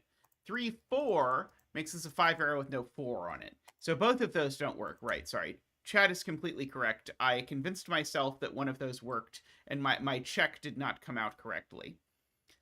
So now this can only be 2, 7 because we've used all the other 9s. We've used 3, 6, and 4, 5. It's not 1, 8, so this has to be 2, 7, which then forces this to be a 4 and a 5, and this to be a 3.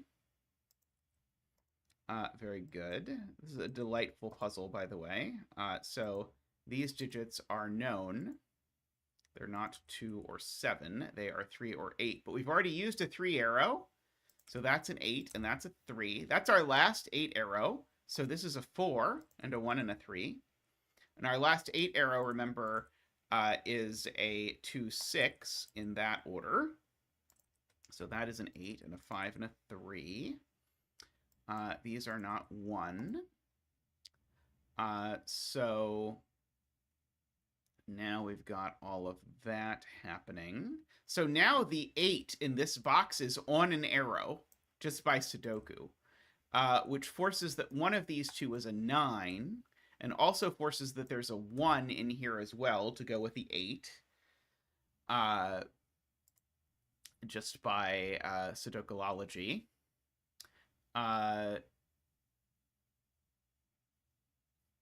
So we've got that. The tree, by the way, welcome, Sensenji. The tree is just a little mini game for viewers to play where they guess what digit will end up here at the end of the puzzle. And then if they guess correctly, they get to brag about it in chat. But except when Directionary is here, no one enforces it. So you can brag and claim you guessed correctly at the end and no one will notice. So we've got these. Let's see, what about these? I realize I am being completely lazy here. This is not a 4 arrow because we've used that. It's not a 5 arrow because we have both of those. So this is a 6 or a 7. The 7 arrow, we still have 2 7 arrows left, right? So 6, 5, 1 would be helpful. So yeah, I guess we can go ahead. I was kind of trying not to just mark every remaining circle. But we've used all the ways to make 3, 4, 5. We still need a way to make 6. We've still got a way to make 7. We've used every way to make 8, and we still need a way to make 9. And so if you look up here, these aren't 6. So they're a 7, 9 pair. These are a 6, 7 pair. That 7, 9 pair looks over, makes that a 2 and a 7. Makes that a 4 and a 2. Makes those not 7, those not 4. Makes that not a 7. That's not a 7 either. So these are a 1, 5, 8. That one's not a 5. Oh, actually, the 1 and the 8 can't both go here. Because if the 1 and the 8 both go here, the 9 arrow definitely doesn't work. So these are not both 1 and 8, which means one of them is 5. And means that's 8 and that's 1, which now makes that 8 and 9, and that's 7 and that 2. I love that little bit. I'm sure chat had a simpler way to do it, but I like my excessively complicated way to do it. So we've got all of that in the grid now. So now we can certainly mark up all of these cells. So it seems to be the case that this is a 9 and a 6. Let's see. So one of those is a 7 for sure. 5 in column 3. Aha, yes, 5 in column 3 goes there. How many 7 arrows do I have now? I've still got a 7 arrow left, and it's the 7-3-4 arrow. So this can't be the 7 arrow, because the remaining arrow is a 7-3-4 arrow. So this is the 6-5-1 arrow. And this is the 7-3-4 arrow. Which I can do by Sudoku if I pay a lot of attention. Although if I pay attention to Sudoku, then I don't get to make cool arguments like the argument I made about the 1-8 over here. 9.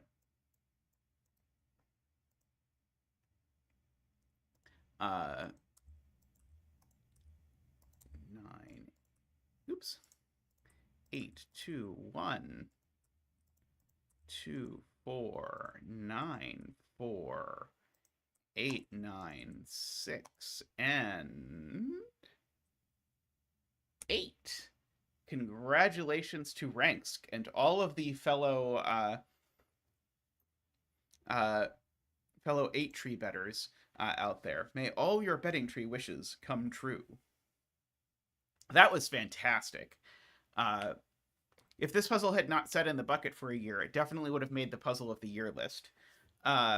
So fantastic puzzle, Dag. That is amazing. I'm gonna guess this has not appeared on Cracking the Cryptic, but if Dag is looking to submit things to Cracking the Cryptic, I think this would be a fantastic puzzle to submit to them, because this is a gorgeous puzzle. Hey, Eleanor, welcome. What was I marinating it in the bucket?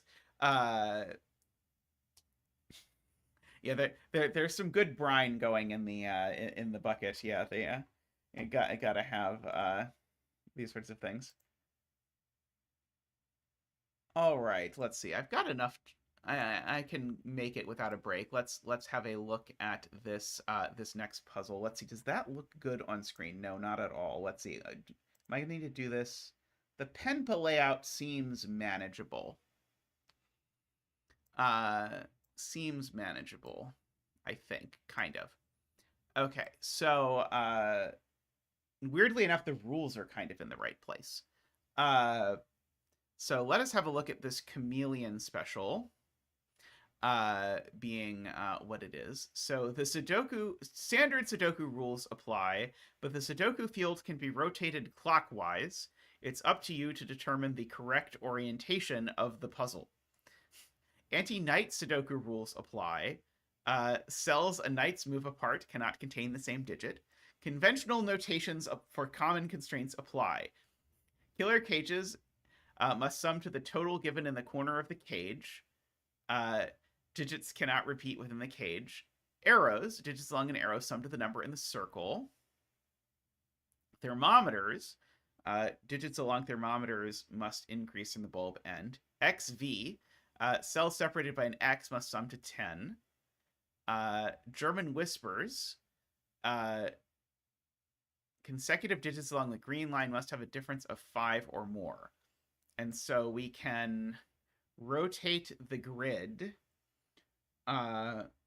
like this. So for example, here this would be a 12 cage, and these would need to be a 1-2 pair, or we can rotate it this way, and now it's a 21 cage, and these would need to be a 7 and 8. Okay. How can we use the mark button? Well, in this puzzle, we cannot use the mark button. But the mark button is a plugin, funnily enough, of all things, by Chameleon, who is the same person who made this cool interface to do this puzzle. And also,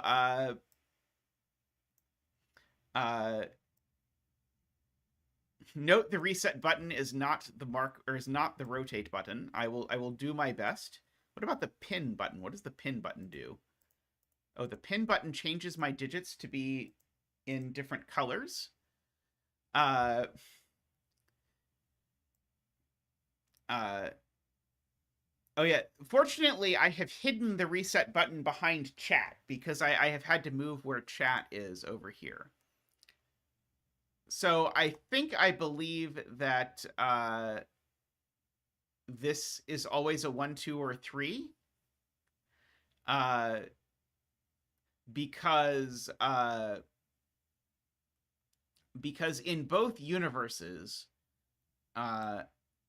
in one universe, this is a 1, 2 pair, in which case, so here's the secret, I guess.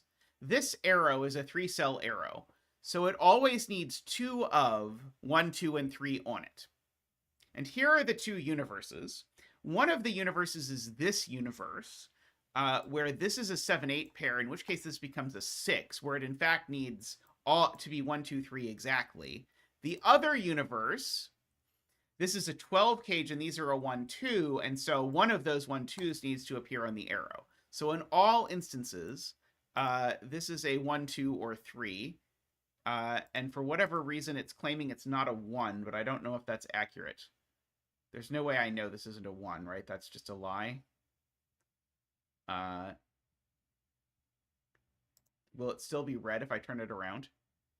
Oh, anti-knight! Anti-knight! Sorry, I'd completely forgotten that anti-knight was a rule, so thank goodness for this. So this is a 1.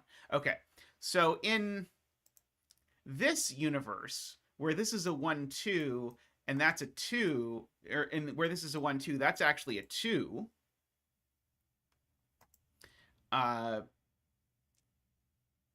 So, oh, right, and this can't be a 6 in this universe. So let me see, I'm actually curious if I write 6, 7, 8, 9 in here. So in this universe, that can't be a 6. But then when I rotate it, it can't be a 9. It actually shows me, that. And these two are definitely either 1, 2, or 7, 8. Those are the 2 options for what these 2 cells are, based on which universe I am in. And this is always a 22 cage, right? Yeah, this is always a 22 cage. So, so what can these 2 be? These 2 need to add up to 15. So they're always either 7, 8, oops, or 6, 9. So, oh, but this can't be an 8 because that is a, that's an X. So this is a 3, 4, or 1.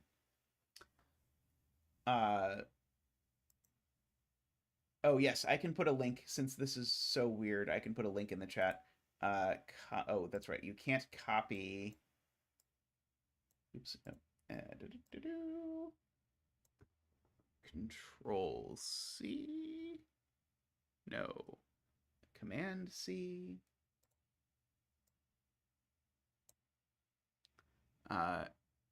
Command V. I don't think we're getting a bet circle. I don't think that is an option for this, but I can get you a link.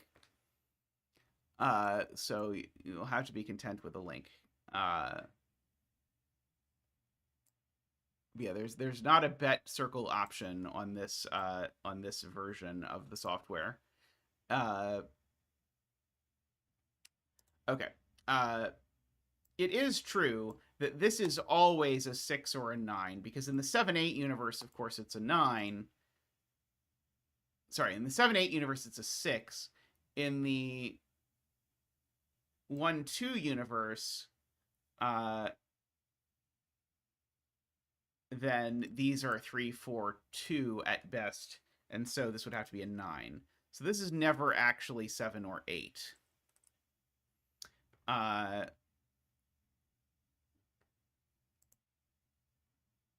Okay, so in this universe, rotated this way, this is 7, 8.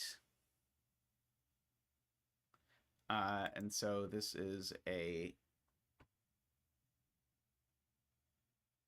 And so this is a 6. with these being a 1, 2, 3 triple. If this is a 6 and these are a 1, 2, 3 triple, that's exactly a 4.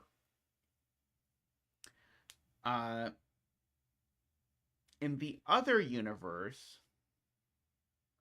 okay, so this is the universe where this is a 6 and these are a 1, 2, 3. That makes that a 4. Okay, what about the other universe? In the other universe, these are a 1, 2, so these are a 3, 4. And that's a 2. And so this sees 2, 3, and 4. So what we're saying is in all universes, this sees a 3. And so this is never a 7. So that means this is always a 6, 9. Because these sum to 15. Okay, so we've got 2 lows here. So if these are both low, that's kind of fascinating.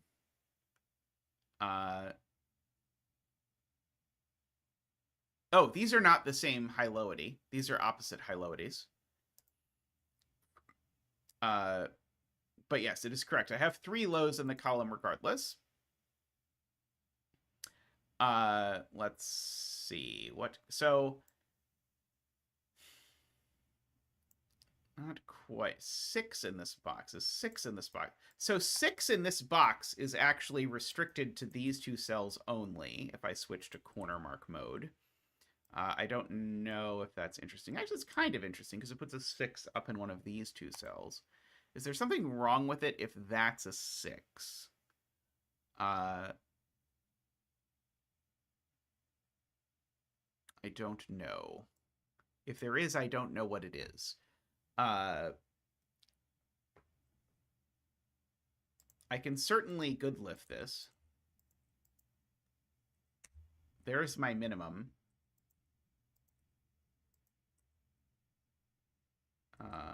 5, 4. And then write these in. 5, 6, 7. 7, 8. Okay.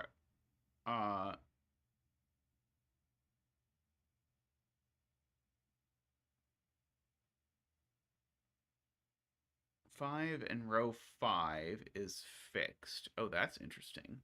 So there's never... right. There's never a 5 on this arrow. Right. That's a good spot. So 5, yeah.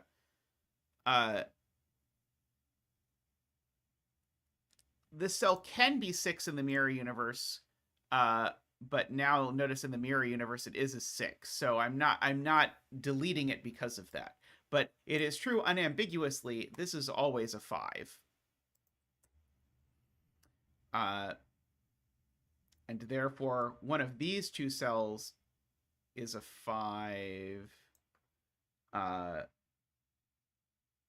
Oh, these are supposed to be 6s. But notice they turn upside down, unfortunately. But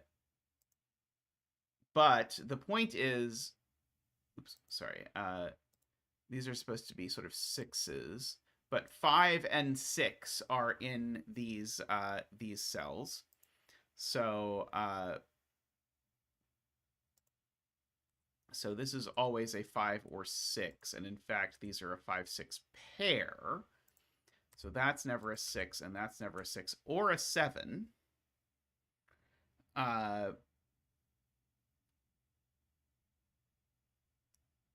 Oh, that's right. We get a digit dance for the 5. I didn't even notice. Let us bring out... I almost denied MicroStudy seeing the thing. Ba-ba-ba-doo. Wah. Ba-doo-ba-doo. Wah. Ba-doo-ba-doo-ba-doo-ba. Wah. Ba-doo-ba-doo-ba-doo. Wah. Thank you, Zach. Thank you. Yeah, this is pretty bonkers, as you would expect from a Chameleon puzzle. So yeah, so we can percolate this down. So this is 1 or 2.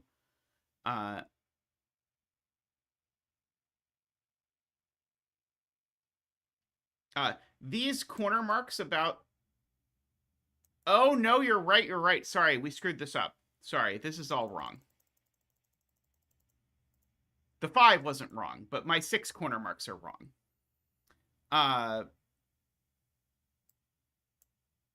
Because in the mirror universe, oh no, it's okay. So yeah, so right.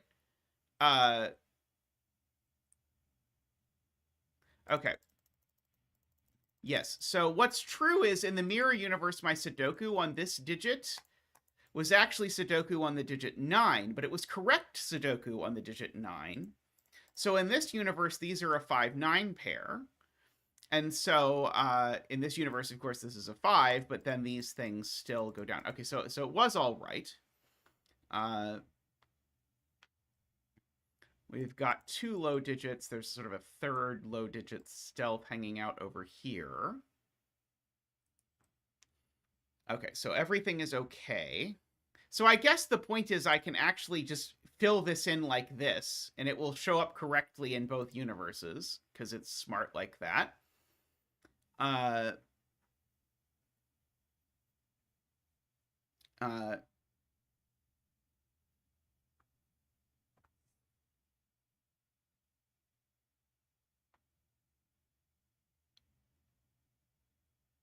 It's true, I can even make it a big digit. I just won't know what digit it is. Which is funny. Okay, so row 3, column 7.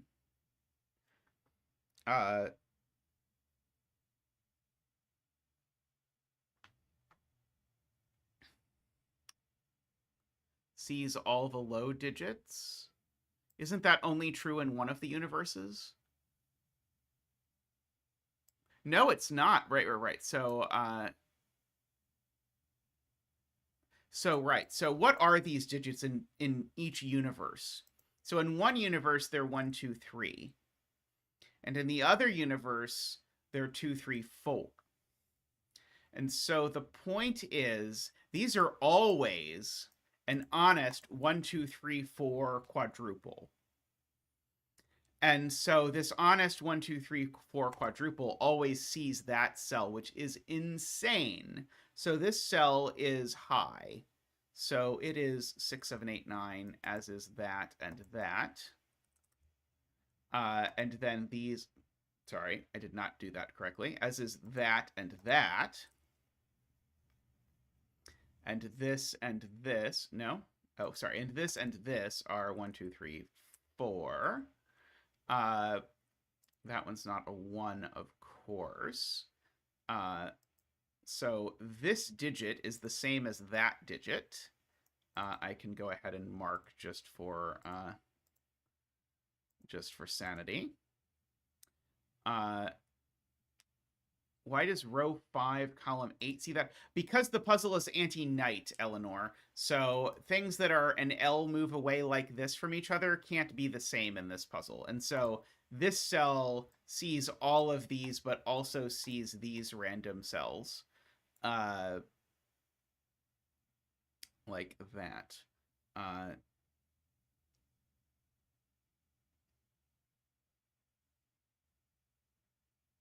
Right. It's definitely not a 4. That's true.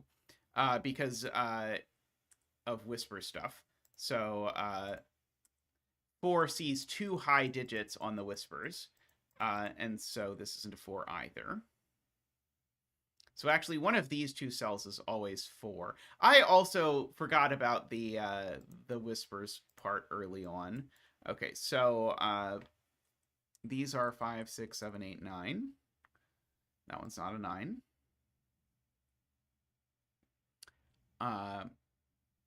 For whatever that is worth.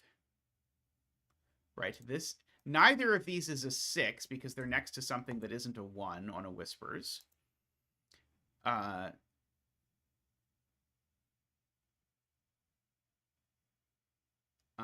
Let's see.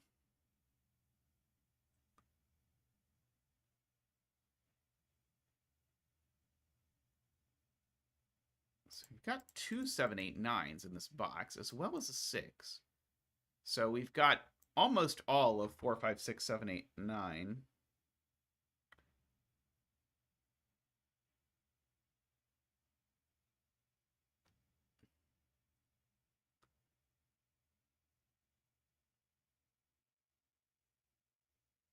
This is a real 6-9 pair. It's a 6-9 pair in both universes because the 22 cage reflects to be a 22 cage.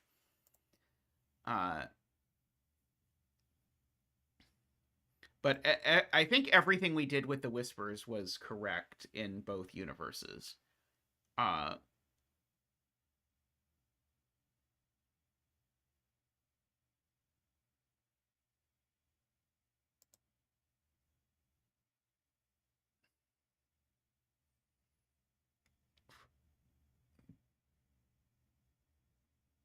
I thought so, but maybe Selena is worried that I did something wrong.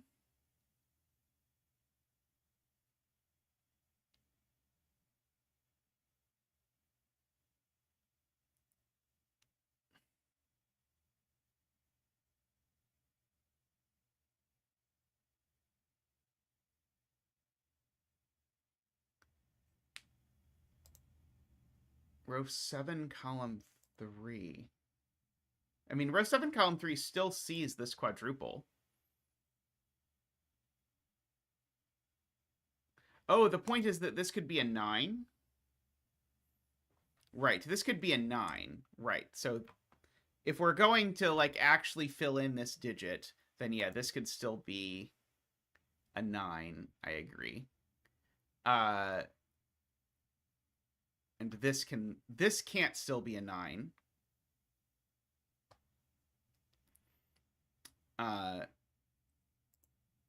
This can't be a 6, though, because there's a 6-9 pair looking at it. So this is always a 7 or an 8.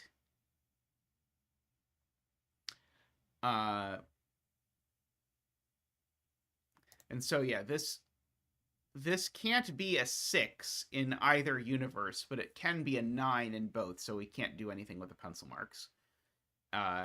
Trying to sort of play the game the way Chameleon wants us to.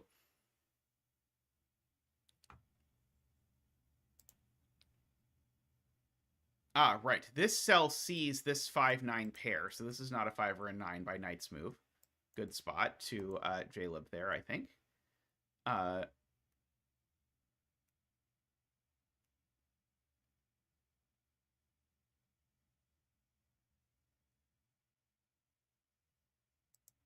Row 3, column 4 will equal row 5, column 1.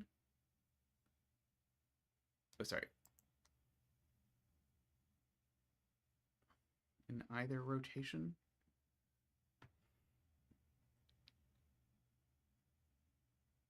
Right. As soon as I realized that this is never 9 in either universe, this is never 4 in either universe. Agree with Dorlier there.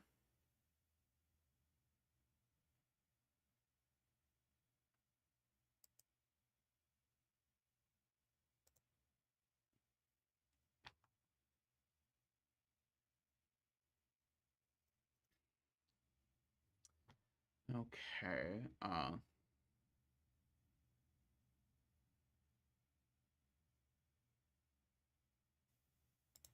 OBS says it disconnected. There we go. It seems to be back. Hopefully you did not miss much of me. This quad sums to 10. So in the universe where this is a 9, this sums to, this is a 1, and that needs to be a 9. And the universe where this is a 6, these sum to 6, so that's a 4, so that needs to be a 6. So because of the quad summing to 10 and the x summing to 10, these are always the same digit. So I can actually write that in, but it is going to be misleading, because note when I turn it over, of course, it's going to have different opinions on what things should be where. So that's not a 9. That's not that. What is now a 6? That's not a 9.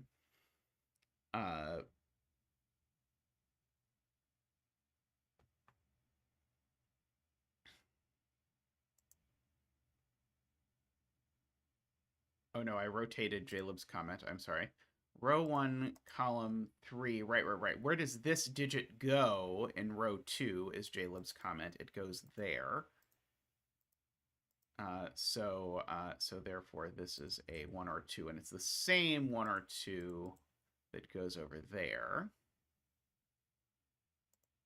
Oh, it always sees a 2 because 2 rotates both ways. So this is always a 1. So that's a 1, and that's a 1, and that's never a 1.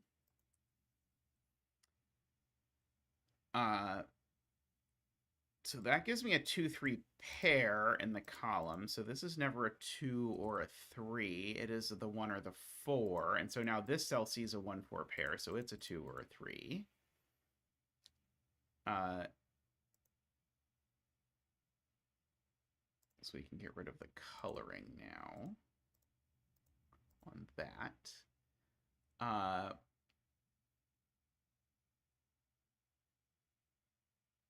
If this is a 7 or 8, this has to be a 2.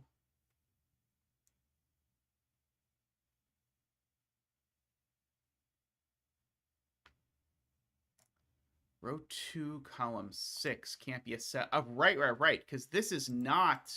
Right, these 2 2-3s are different. Is Garion's point, because they see each other by Knight's move.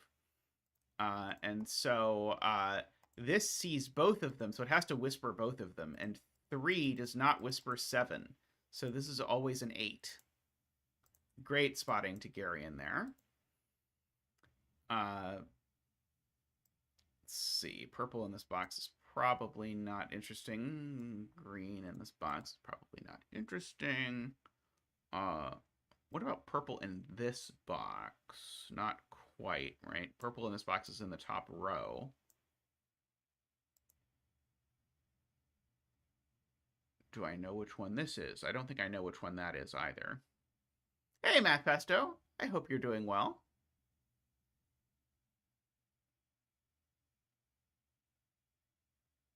2 in box 5. It's not there. It's not there.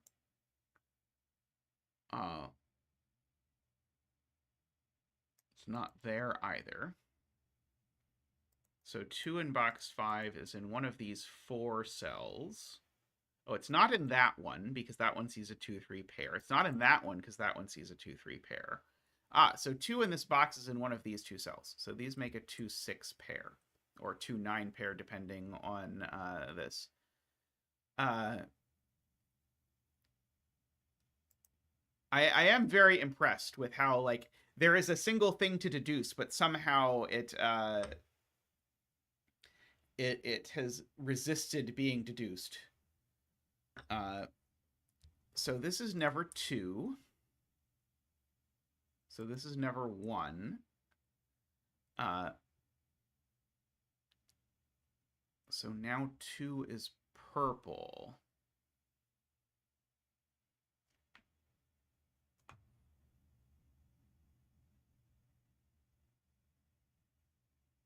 Look in box 2.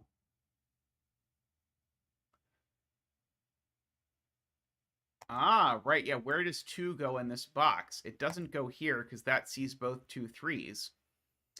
And so 2 can only go here. Wow, that's weird. So purple is 2, yellow is 3. So that is now a 6 and a 2.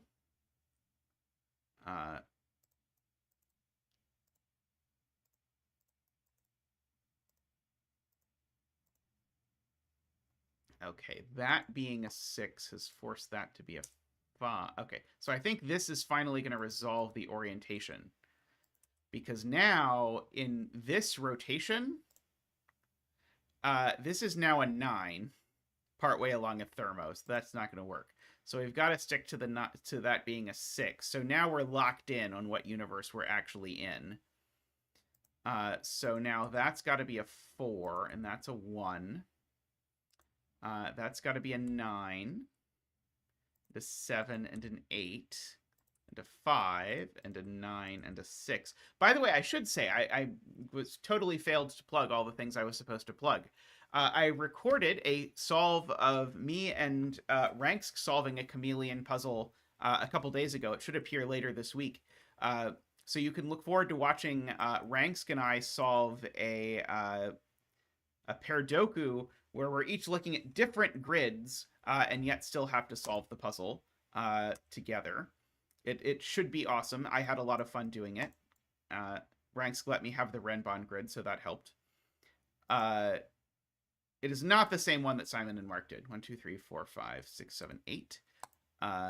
So that is an 8, that is a 7, and that is a 6. 1, 2, 3, 4, 5, 6, 7, 8. Oh, sorry, there's already an 8 in the box. So these are a 4, 5 pair, so therefore that is a 6, and that is a 2. I would certainly be open to doing another Perdoku. They would not make good stream content, but I'd be happy to do more videos of them, provided that there are puzzles that are recommended and people who will do them with me. 4, 5, 6, 7, 8, 9. 3 or 9. Oh, there's a 12 cage. That's right. I probably should fill in the 12 cage. 2 and 1. That will probably help a little bit. So what are these? These are a 1. No, not a 1. 2, 3, 4, 5, 6. These are a 7 and an 8 in some order. That 7, 8 always sees that cell.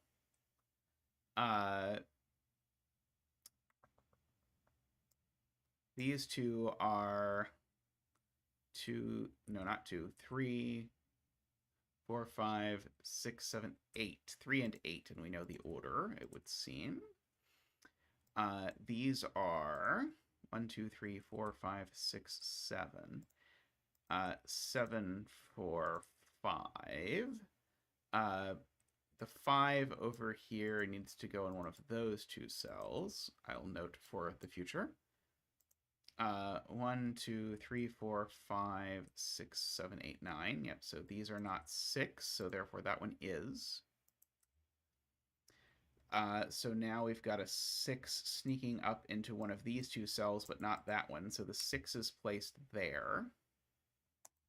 This is a 3 or a 4 and not a 2, so that's the 2 for the row. This is a 3 or a 4 for the row.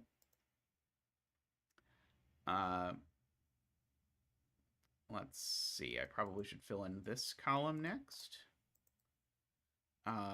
1, 2, 3, 4, 5. No, not 5. We've already got 5. 6, 7, 8, 9. So that is apparently a naked 4, and then a 1, and then a 7, and then a 3, and then a 9. I always love getting a 9 partially along or at the end of a thermo. It's always very helpful. Let's see. So 1, 2, 3, 4, 5, 6, 7, 8. It's not a 4. That's not a 4. These aren't 1.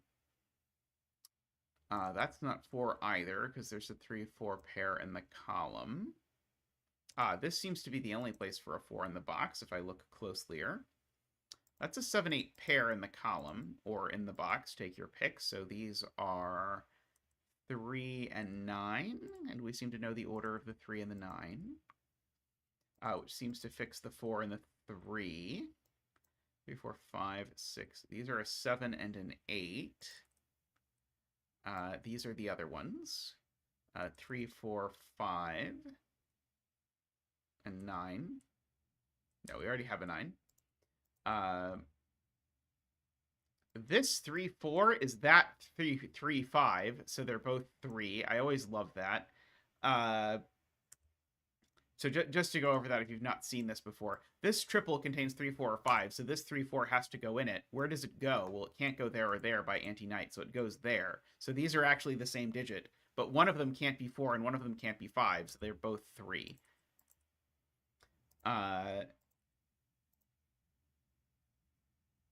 Let's see. 1, 2, 3, 4, 5, 6, 7, 8, 9. And that can, of those, that mess, that can only be a 7. 8 and 7. 8 and 7. 8.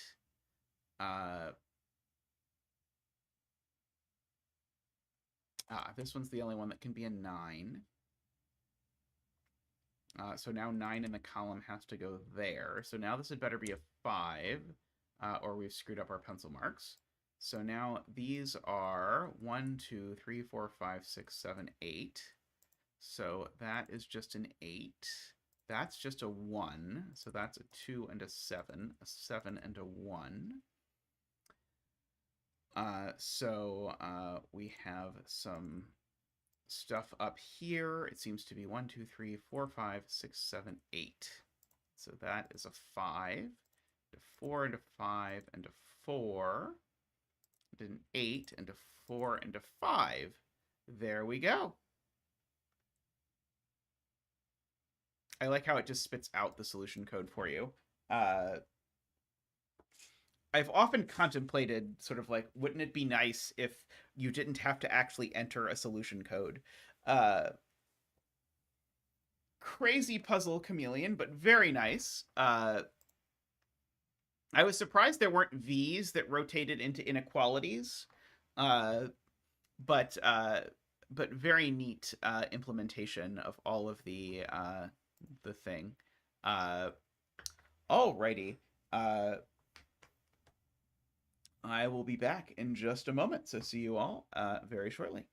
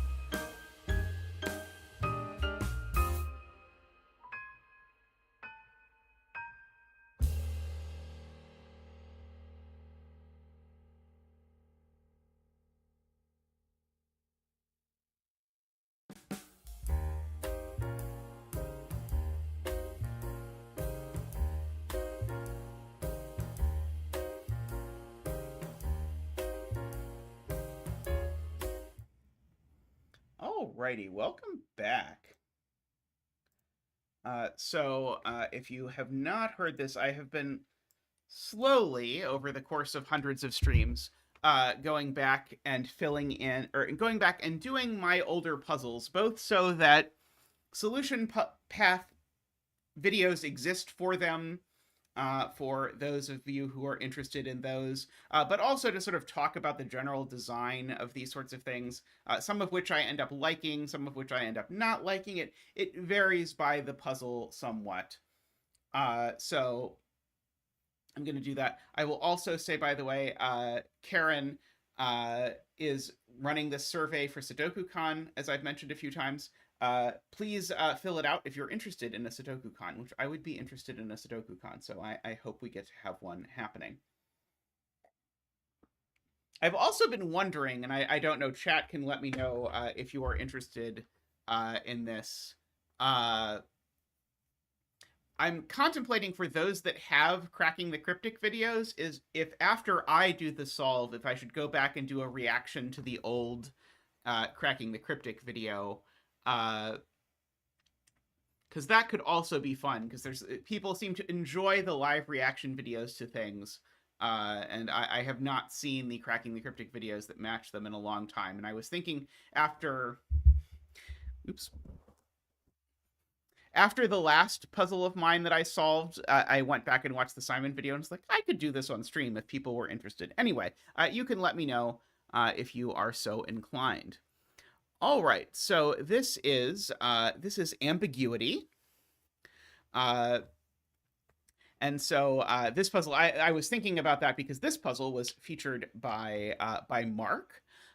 This was my third Cracking the Cryptic feature, I want to say, something like that. This is very early on. In my version of the mythology, I think Simon tried this puzzle and did not succeed, and then Mark did it, is my guess. But anyway, that's just the mythology in that's my headcanon for what happened. But the rule set here is pretty simple, which is that every one of these things that looks kind of like, I tried to make them look like a weird mix of a thermo and an arrow, and each of these things is either a thermo or an arrow. And you have to decide whether it is a thermo or an arrow. And so that is the that is the goal. And then we get to fill this in. So a thermo would mean that the digits start at the smallest and increase along the way up to the top. And an arrow would mean that the digit in the circle is the sum of the digits along the thing. Okay, so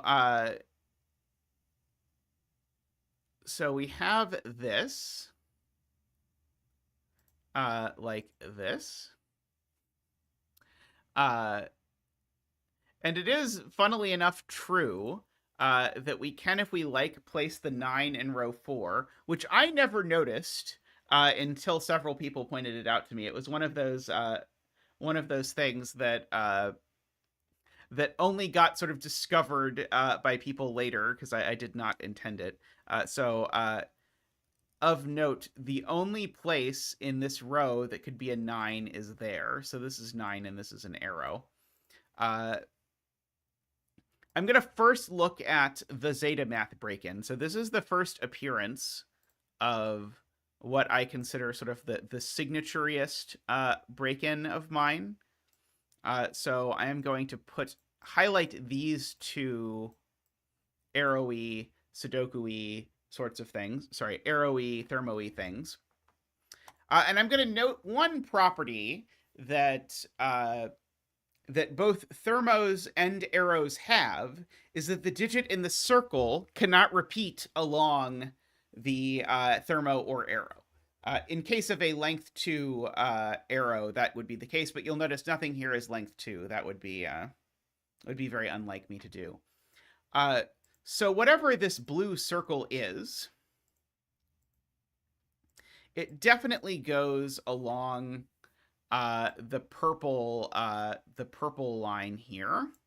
And whatever this purple circle is, it definitely goes along the blue line here. And so this sort of eye shape shows up as the break-in of lots of my puzzles in various forms, to sort of have that shape, and then think about exactly what that means.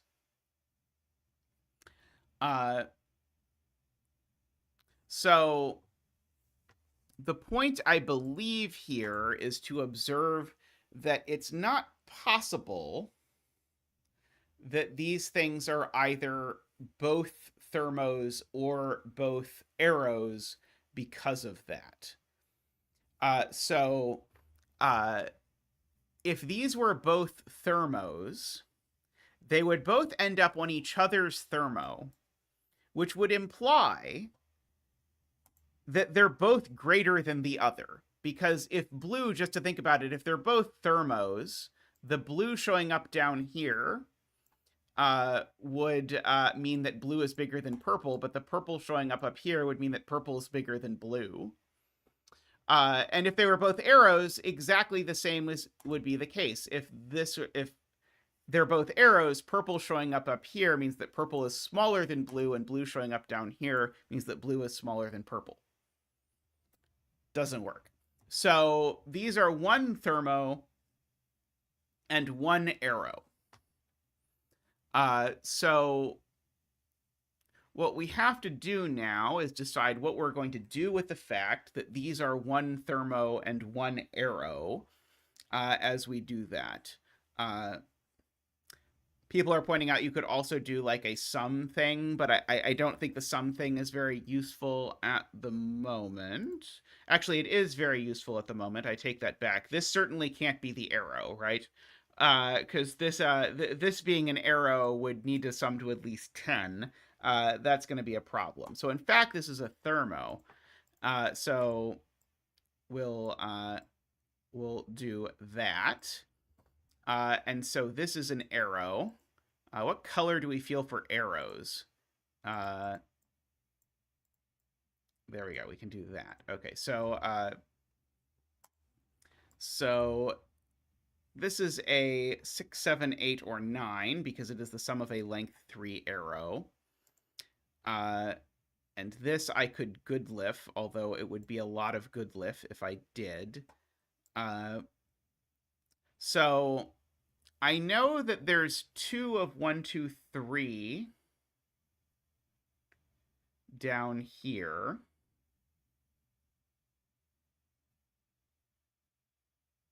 Circle can't be 9. That's a good point. Yeah, if the circle is 9, I can't put 9 in this box at all. That's a very good spot. Yeah, if the circle is 9, I'd have to put 9 up here.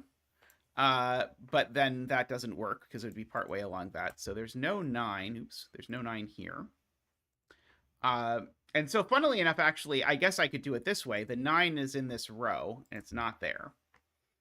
Because that's partially along. So the 9 I can actually corner mark into one of these two cells. I know there's a 1 along here. Along with whatever this bulb is, although the bulb could be a 1 for all that I currently know. Now, there might be a math problem if this is a 9. Because if this is a 9, it's an arrow, and now I have to sum these, which will be at least 15, plus this, that will be at least 17. And the only way that would work is if this were exactly 2, 1, 3, 4, and 2, 5. But that does work. This certainly is an arrow. Sorry, certainly is a thermo. It's not an arrow because of the fact that it doesn't have a 1 on it. Sorry, this isn't an arrow because it would need to have arrows summing to a total of at least 21 because of the trick that we talked about in an earlier puzzle. These would be at least 1, 2, 3, 4, 5, 6, which is 21, but these circles can't sum to 21. So this is definitely this is definitely a thermo.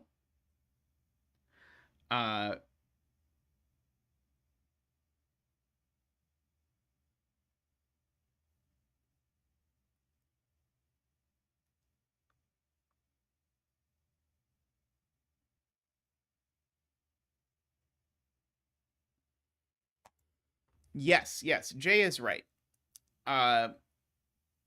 In the universe where this is a 9, it becomes impossible to place 8 into this box.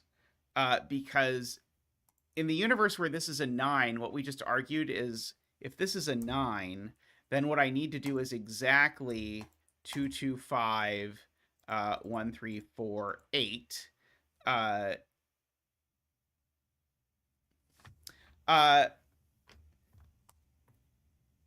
I made a link with question marks on the bulbs. When CTC did it, they when CTC did it, they took off the question marks, and so the link that Tristan provided in the spreadsheet was to the CTC link. So what Jay is pointing out is that now this digit has nowhere to live. Or sorry, now 8 has nowhere to live in this box. And so the way to see that without sort of filling it all in is remember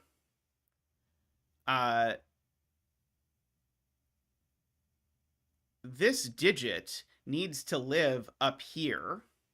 So this digit is strictly larger than this one. So this is always a 7, 8, or a 9. But in particular, if this is an 8, there is no... If this is an 8, this is automatically a 9. So there's no way for this to be a 9 is the upshot of all of that, however you want to think about that.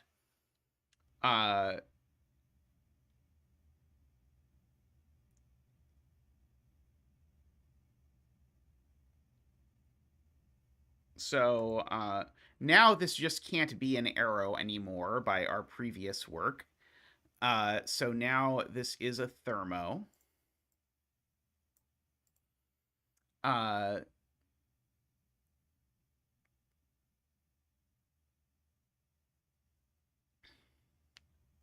Let's see. Mehdi says this can't be in row 6, column 9. Agree, that would be a problem. So this definitely goes along here somewhere. It's definitely fiddlier than most of my puzzles, or fiddlier than I like my puzzles to be nowadays.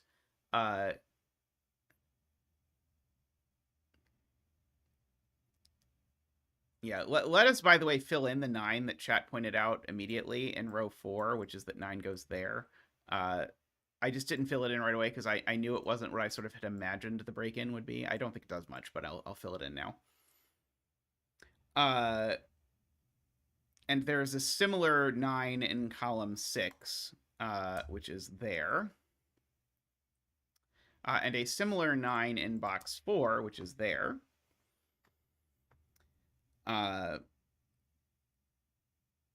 So we've got all of those 9s.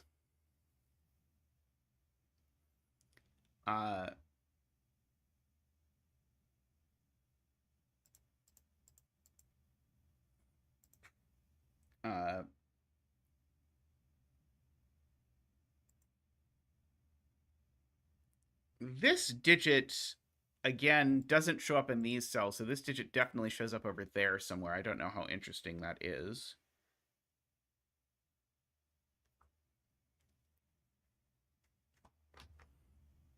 Ah, that's clever. So, 8 in row 4, Malcor spots. That's very slick. Can't go in any of these places because of the 9s that are now placed. So because if I tried to put an 8 along here, it would make it a thermo, but would obligate me to put a 9 there, which I can't. And if I put it there, it would obligate me to put a 9 there. So there's always an 8 there.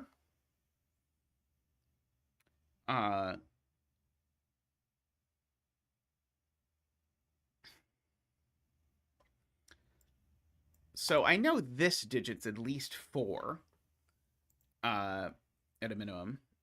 So this is at least 5. This is at least 6. But this is now at most 8. So this is at most 7. This is at most 6. So I can sort of good lift these and have them have fewer options.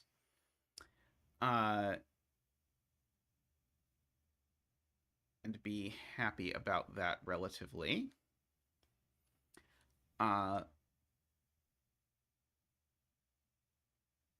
Oh, that's a good point. So where do 8 and 9 go in box 2? Actually, just like, let's just start with where does 9 go in box 2 by Sudoku? We're well off the solve path, I imagine, but whatever, I'll go with it. Where does 9 go in box 2? Not at the end of a 9 arrow, not in the middle of one of these weird thingies, so the 9 has to go there. Hey, Gully Bee.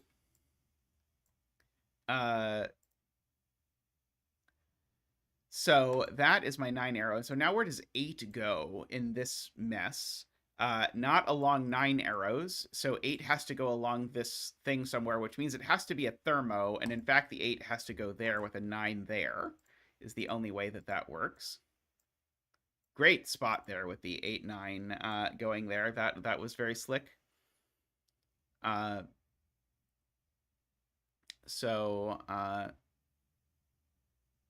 Now 9 in column 9 goes here. And so this is now an arrow. I did intend the chasing 8s and 9s to be the thing you did after a little bit. So maybe this was actually what I imagined. I don't know. This was more than 2 years ago. There's yet more 9s, I am being told. Yes, the 9 doesn't go there, so the 9 does go there. The 9 does go there, and I think that's all the 9s.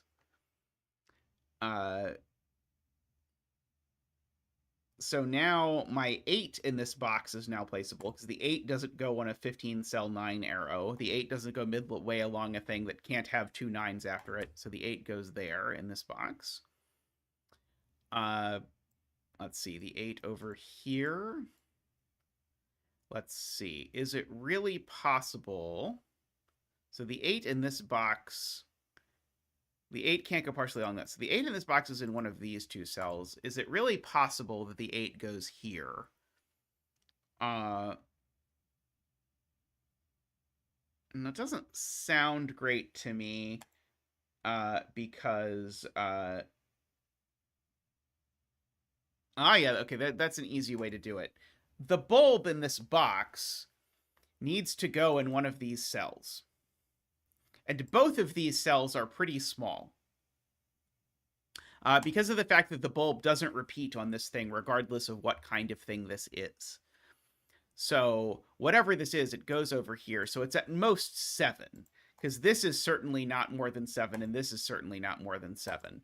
So therefore, this is not the 8. This is the 8. Good spotting there. Now, does it do anything?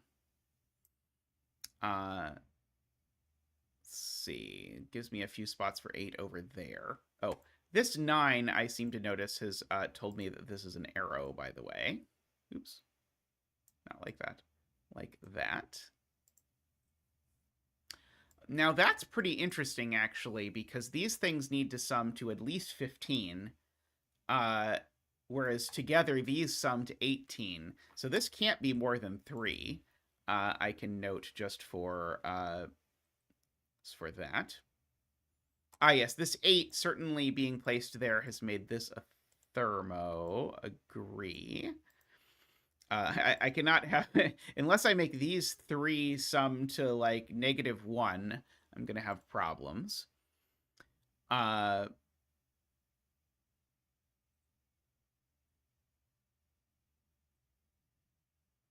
Yeah, okay, where does 8 go in column 9 now is a good question.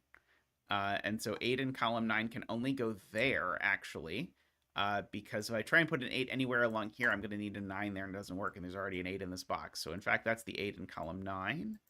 This is therefore a thermometer. Some 8s over here. One of these 2 is an 8. It's probably not that one, but who knows?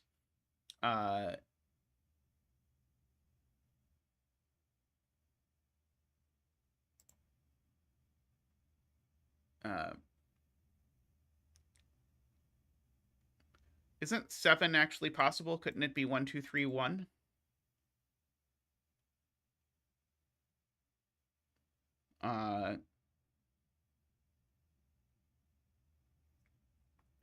Does 7 go in box 5? Not on a length 3 arrow.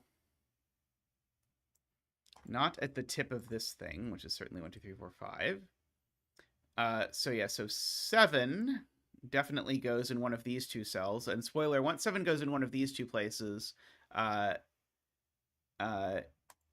it can't go there because I need to put a 7.5 there. Good spot on the 7.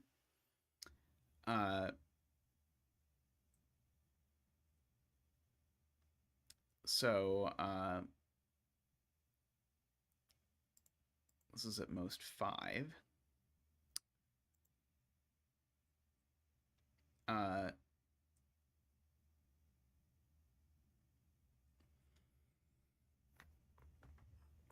Don't quote me, but I hazily recall, I think it is an arrow. Let's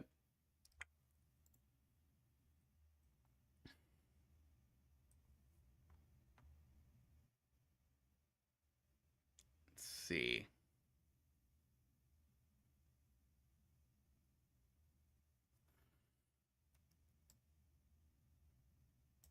Yeah, I should probably think about, like, how big is this number? This number certainly is at most 3. Now, on the other hand, these numbers are all at most 5, just by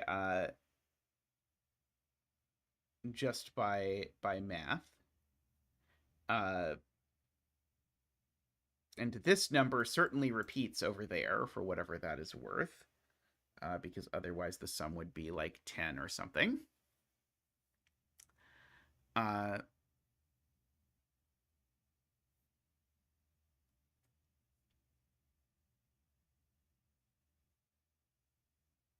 So Dorlier is claiming that there's a math problem if I make this an arrow, because these cells would sum to a minimum of 15, plus these would sum to a minimum of 3.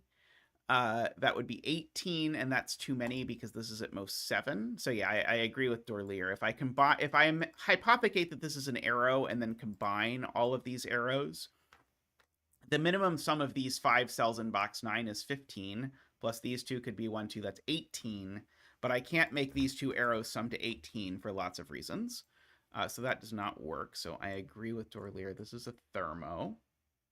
Yeah, we definitely, this was made in significantly pre-pen tool days. So we've got all of that.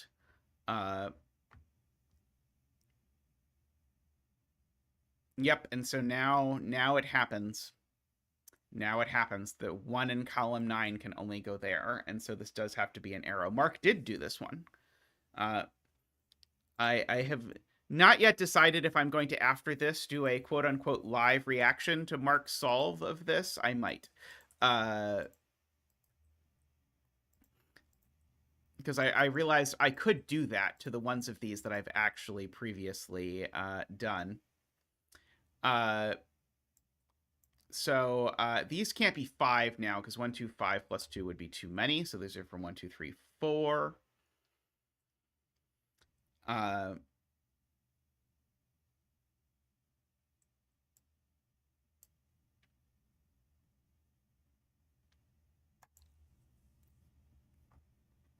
This can't be a 6, because if it's a 6, where does it go in this box is the question. And so the point is, this number now is at least 4.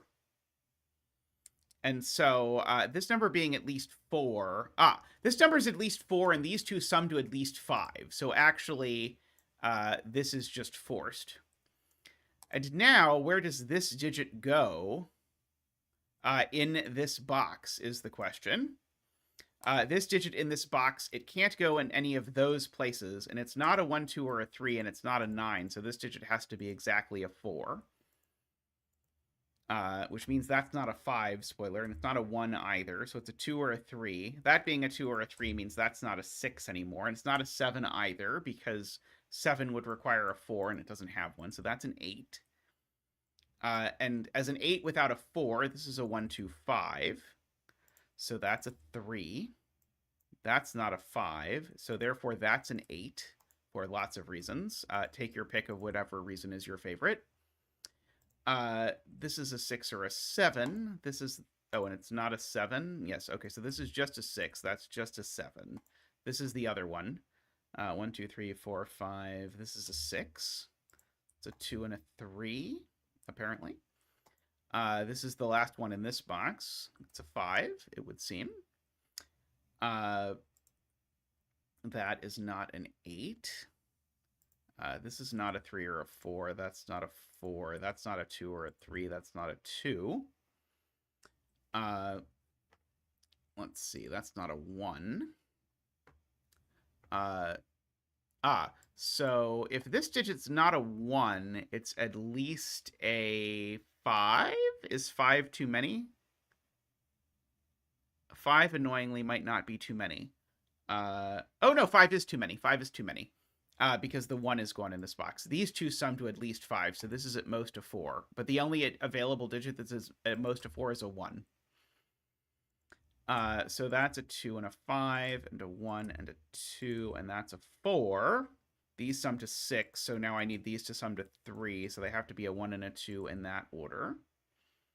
That is a 3. Now these need to sum to 8.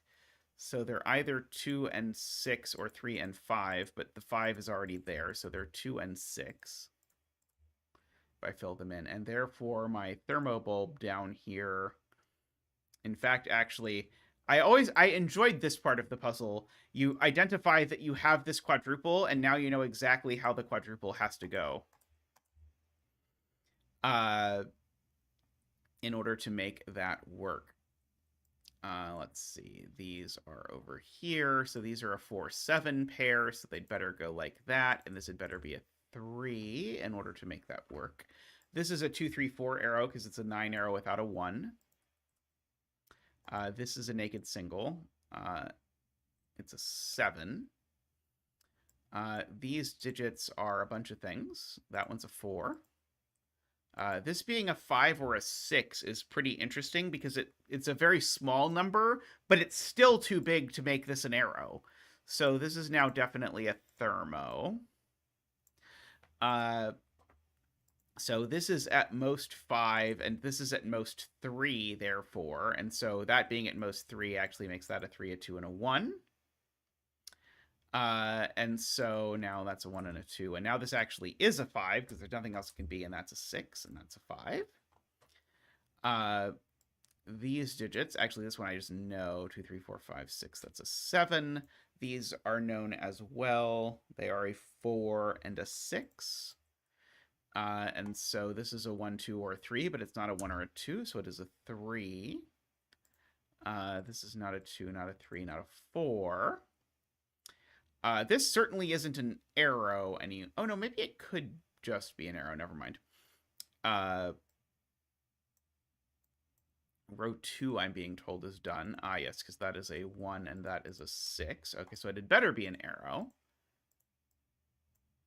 And so it could be 8, 1, 7. But this is a minimum of 5. So this can actually only be 5 or 7. Oh, but it can't be 5 because that would make the arrow a 6. It can't be 6, so it is a 7, making that an 8. Making that the other one. 2, 3, 4, making that a 5.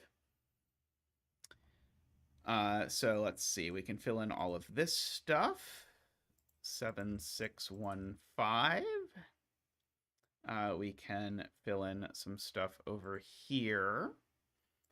Making that a 6, a 3, a 4, a 5, a 3, a 2, a 4, a 1, a 2, and a 7. 1, 2, 3, 4, 5, 6, 7, and an 8. There we go. I feel like the break-in here is fiddlier than I would like today, if I were setting this. But I still like the idea. Also, fun fact, this works equally well as an arrow or a thermo, depending on which direction you want it to read. Because it can read 1, 2, 4, 7 in the thermo direction, which is what it currently is. But I equally well could have made this an arrow that went the other way, and it would have had exactly the same effect on the solve. So this was sort of a Schrodinger's aerothermo. I now kind of want to make a version of this puzzle where the bulb isn't given. Well,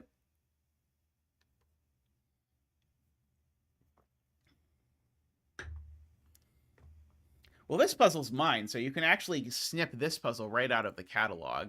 Let's see. One moment. Let me pull up the link to the catalog for you. So yeah, so the oh, it's not going to let me. Let's see. One moment. No. Ah, I can get you a link. But it is zetamath.catalog, I believe, is the or zetamath.link/catalog, I believe. But here is the link. Copy link, paste link. Does that work? Is this actually a link? Let me double check that this is actually a link to the thing I think it's a link to. No, it's not. Why not? What is going on? But the copy link address. There we go. Okay. Sorry, I don't usually do links for exactly this reason, because doing links is disruptive. So usually you get links if Tristan is watching, and you don't get links if Tristan is not watching. But I can get you one this time. It's never 3. Also in the Zetamath catalog, by the way, you can find links to Mark's solve and Rank's solve of this puzzle. Wow, this is in Rank's stream 10. Wow, that's impressive. This is a very old Rank's stream that features this puzzle. So you can also find those, because Rank's is well over stream 200 now. So yeah, so the but it is this, I believe. Let me know if that doesn't work. Alrighty, I'm gonna take a quick break, and then we will return, and we'll either watch me solve a puzzle or we'll watch Mark solve this puzzle. I am not sure, but anyway, I will be back in just a moment.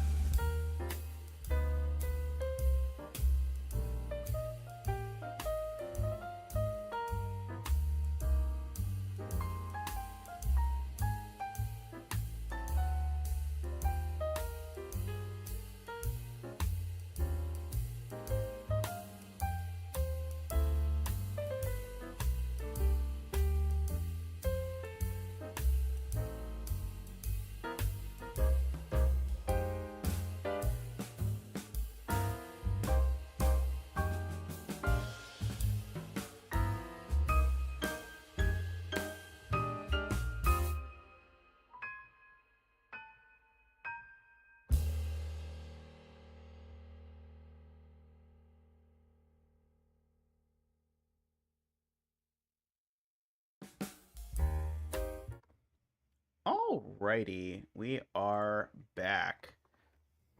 I feel like I was thinking about it, and I feel like maybe what I should do is if there's a cracking the cryptic solve of one of my puzzles and I want to do it, maybe instead of me solving it, I should just watch their solve and comment on it. Because I feel like it's going to be very repetitive if you watch me watch a solve of a puzzle that I just solved for you. I don't know.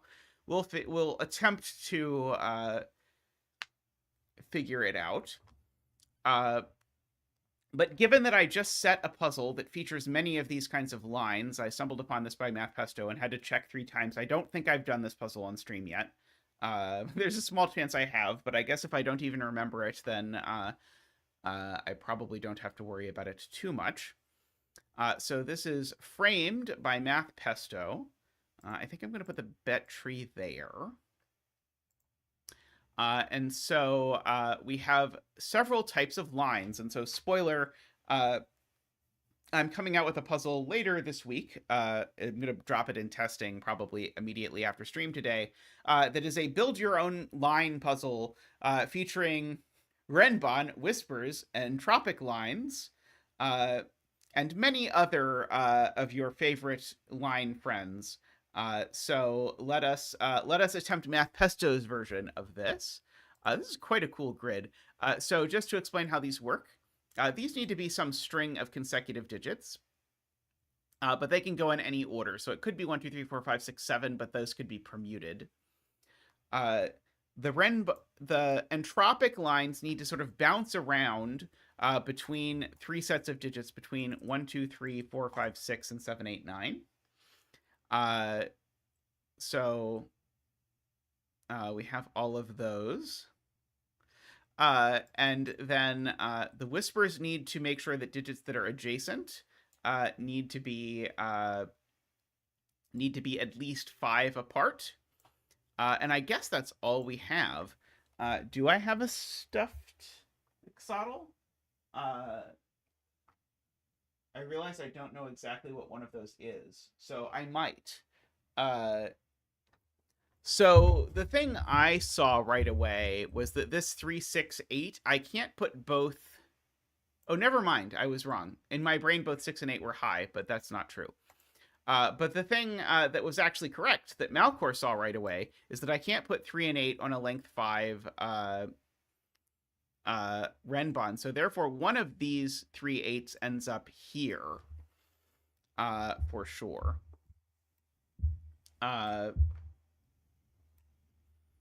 So that happens. We do have some alignment. I just have stopped even looking for digits that align on quadruples because I just assume the setter will never give me any. But actually, there are some alignments. This is an old enough puzzle in the bucket that there actually are quadruples that align. So what do I mean by that is that if you look at this, the 8 in this box is here, and the 8 in this box is here. So where is the 8 in column 9? The 8 in column 9 has to be over here. And likewise, the 3 in row 1 has to be in one of those cells. The 7 in row 9 has to be in one of those cells. It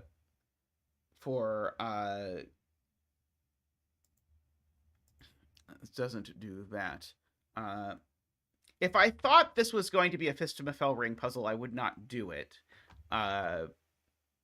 Who knows? It could be. I've been surprised before. Yeah,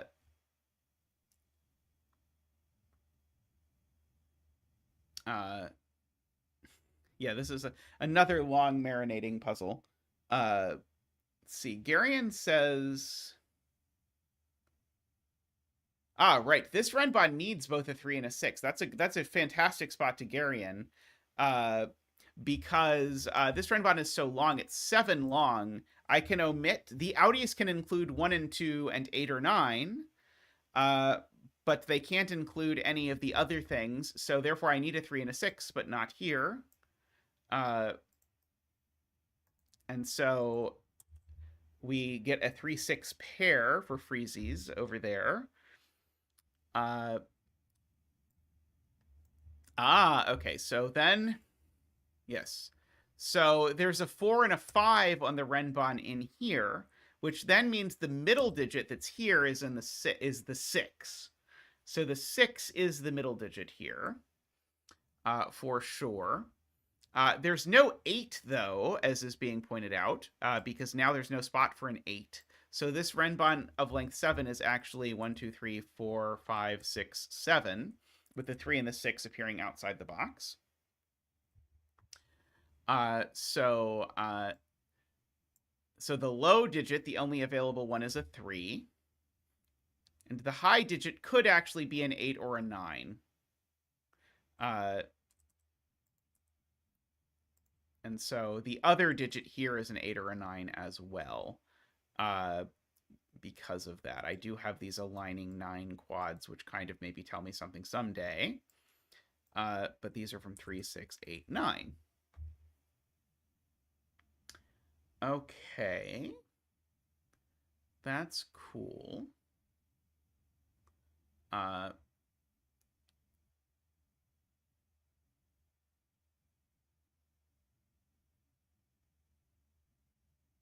do know this can't be a 9 for what it's worth, because this 9 does see this double 9 quad. So that's never a 9. Ah, and this 9 up here sees that double 9 quad, so that's never a 9. So the 9 is in one of these two.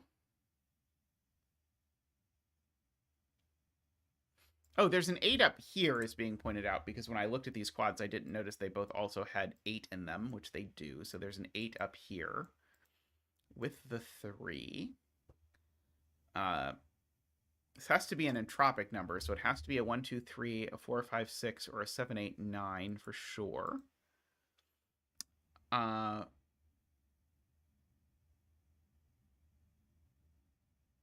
Let's see.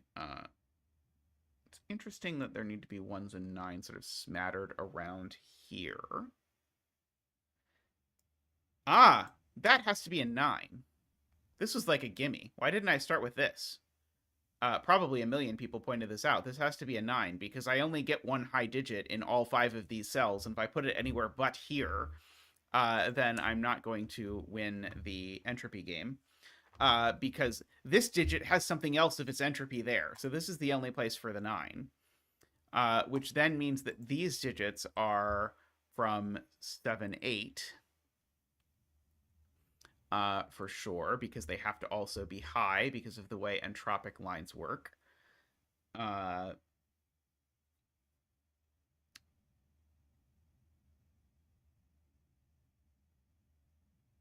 Ah, yes, that is a dance. That is a dance. We get the dance. Wah!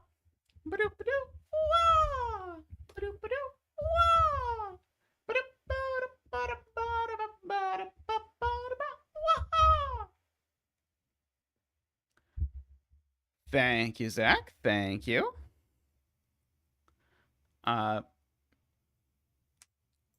So there are 2 1, 2, 3s here. So these can't be low, is the point. These are either both low or both high, and they're not both low. Because if they were both low, they'd both need to be 1, 2, 3s. 4 doesn't work because neither of these could be 4. But there's 2 1, 2, 3s out here. So these are not both low, they're both high, and so they actually are a 7, 8 pair.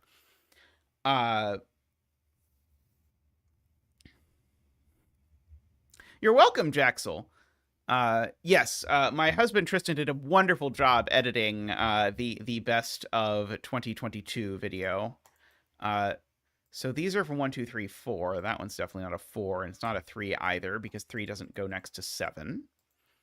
This is a 1 or a 2. It means there's a 3 along this line somewhere, along with the other 1 or 2.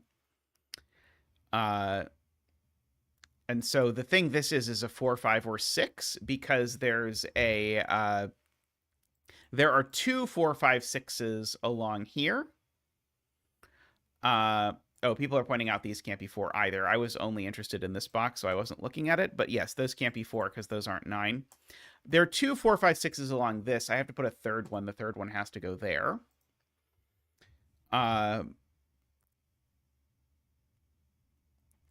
So we get all of that.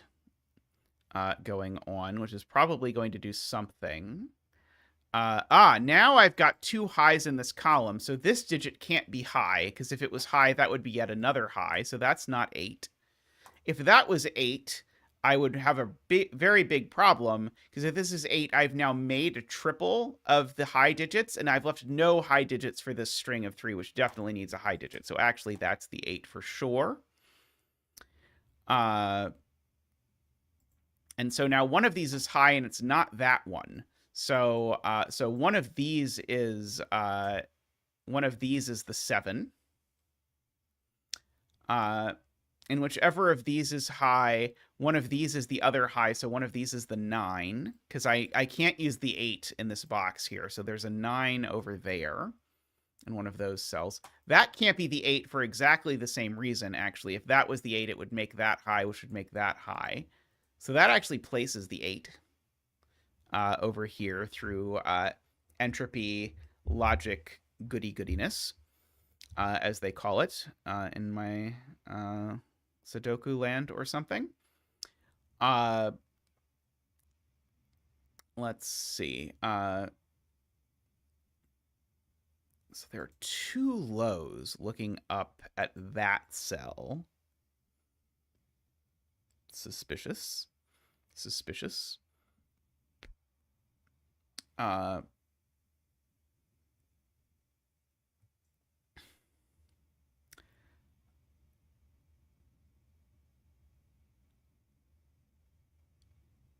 Let's see.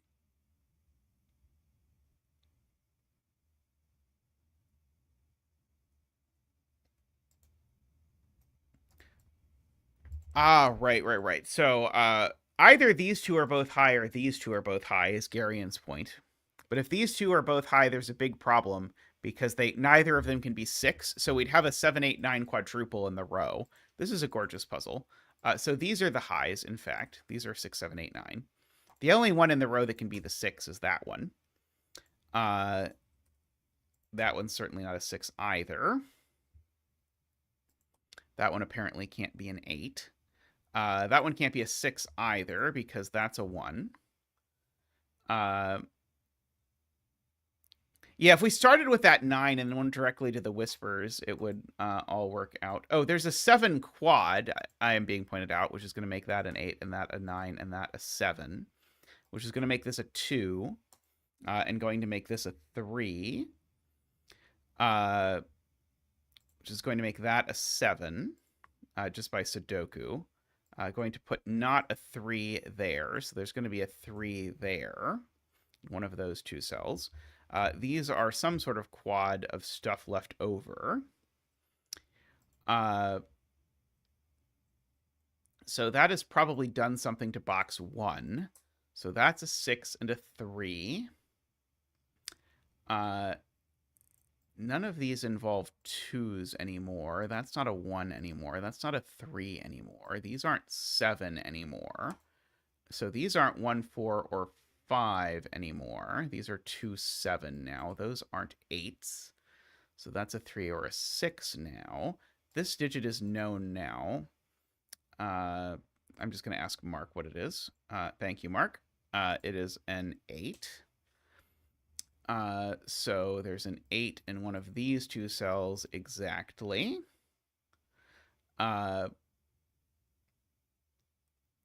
Let's see. This cell is not high because it sees 7 and 8 in the box and 9 through the Jovi wing on the quadruples. So this digit's not high, and so this digit's not high, so it's not an 8. And this is the digit that's high, therefore, and therefore it's a 9, and that's an 8. Lovely. And that's a 3, which makes that a 6, and that a 3. More loveliness. So there's an 8 up here somewhere. Hello, honey. How are you? I'm doing all right. So this 3 goes with a low here, which has got to be a 1, 2, or a 3. This 6 goes with a mid here, which has got to be a 4 or a 5 because it sees 6. These are not 6 for what it's worth.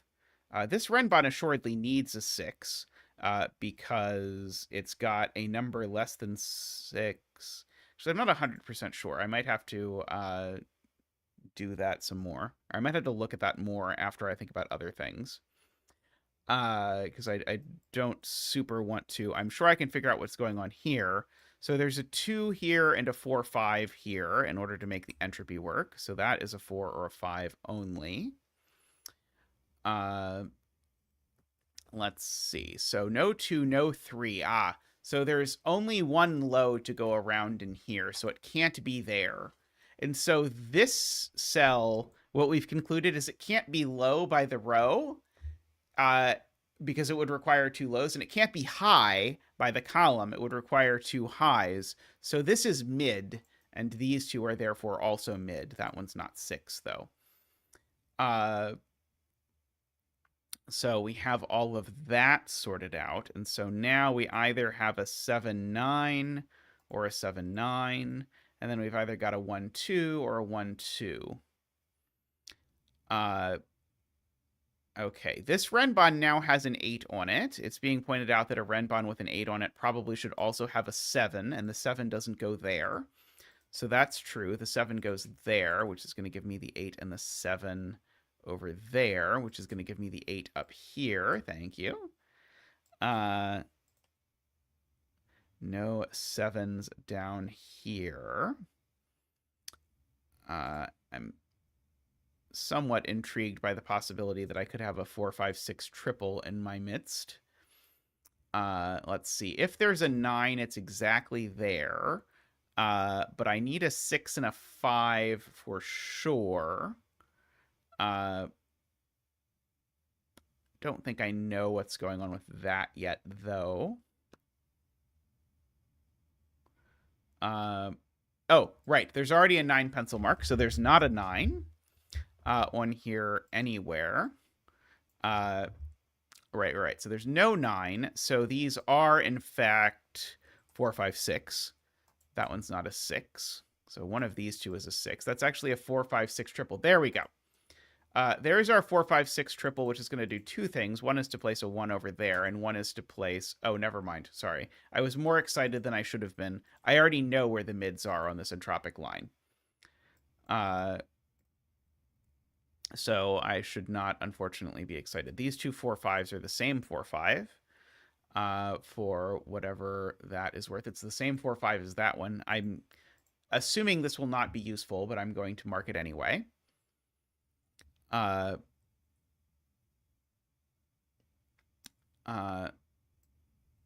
This is a 1, 9.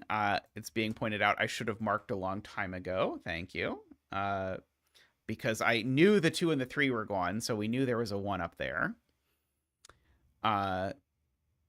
And so over here, we know there's a 2. So these are a 2, 7. Oops. Pair.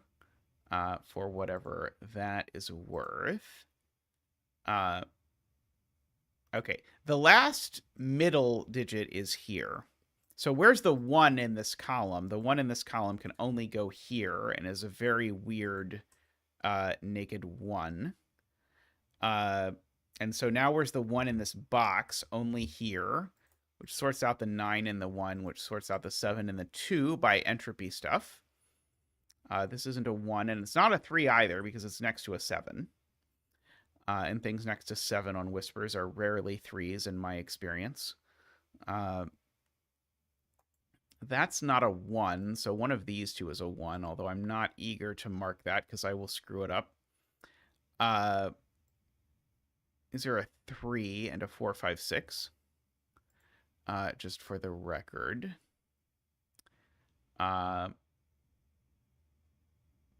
Row 2 is a little bit sus, as being pointed out, because it doesn't have a 7 in it yet, and that 7 probably goes there.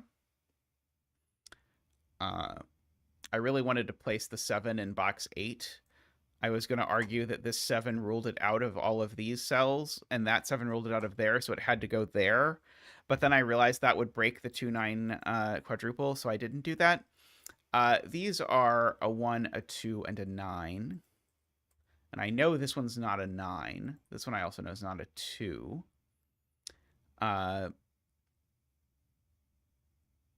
Yep, sure are.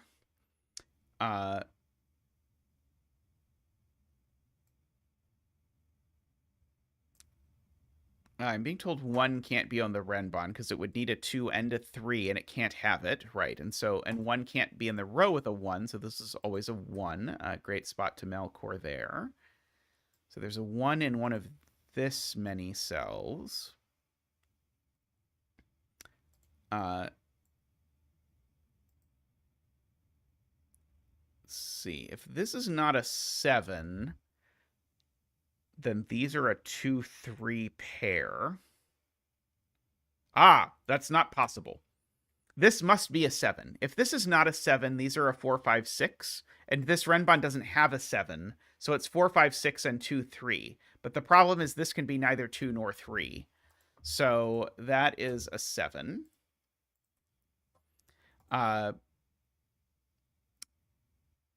So that sorts out the 2 and the 7 up there for whatever that is worth. These aren't that many things. One of them could maybe be a 3. I guess the question is, can I possibly put an 8 on this Renbon? And I think I can, actually. Actually, I have to put an 8. That would have been way easier. This would have been way, way, way easier. Just by Sudoku, this is an 8, which meant I needed to have a 7 on here. I liked my way better, but this way was definitely easier.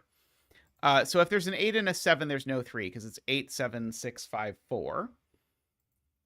So these are a 4-5 pair, so therefore that's a 6. That is not a 6. I seem to have corner marked an 8 here at some point in my life, so that probably means I can write an 8 in there, which means by the quad, this is now a 9, and that's a 1, which means that's a 2 and a 9. It's not a 1 anymore. That's now a 9 to make this quad tick. And that's the 2, which makes that a 1. Makes that a 3.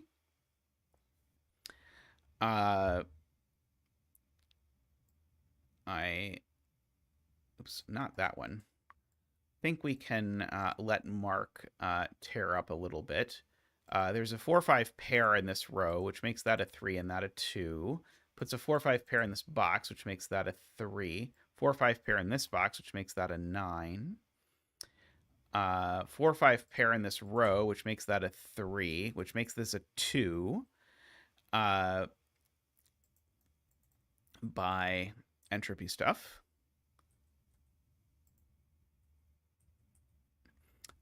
So we've got that. There's a 4-5 pair in this box, which makes that a 3. Makes that a 1.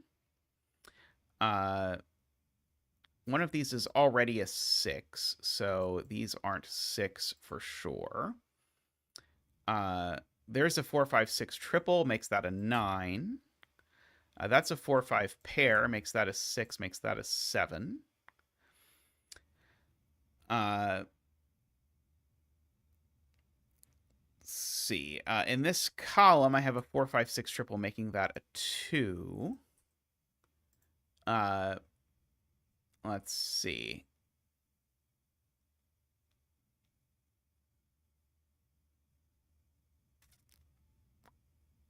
How is this 4 helping me? Because it's got to be this 4 that does it, right? No, I still have a 4-5 pair. Okay, there we go. Okay, still have a 4-5 pair, which has made that a 6, which has made that a 6. Okay, thank you. Okay.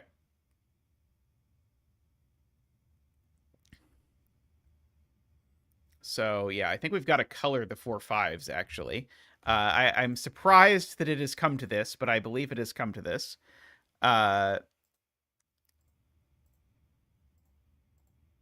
Yellow, green. It seemed like it was just going to crack, but... Uh-oh, I've colored badly. Why did I color badly? Oh, because I already have colored some of the 4-5s. That's why. Okay, there we go. I was like, what happened? I understand what happened now. What happened is that... Also, what happened is that there's a 4-5 pair in this column that I have not looked at all.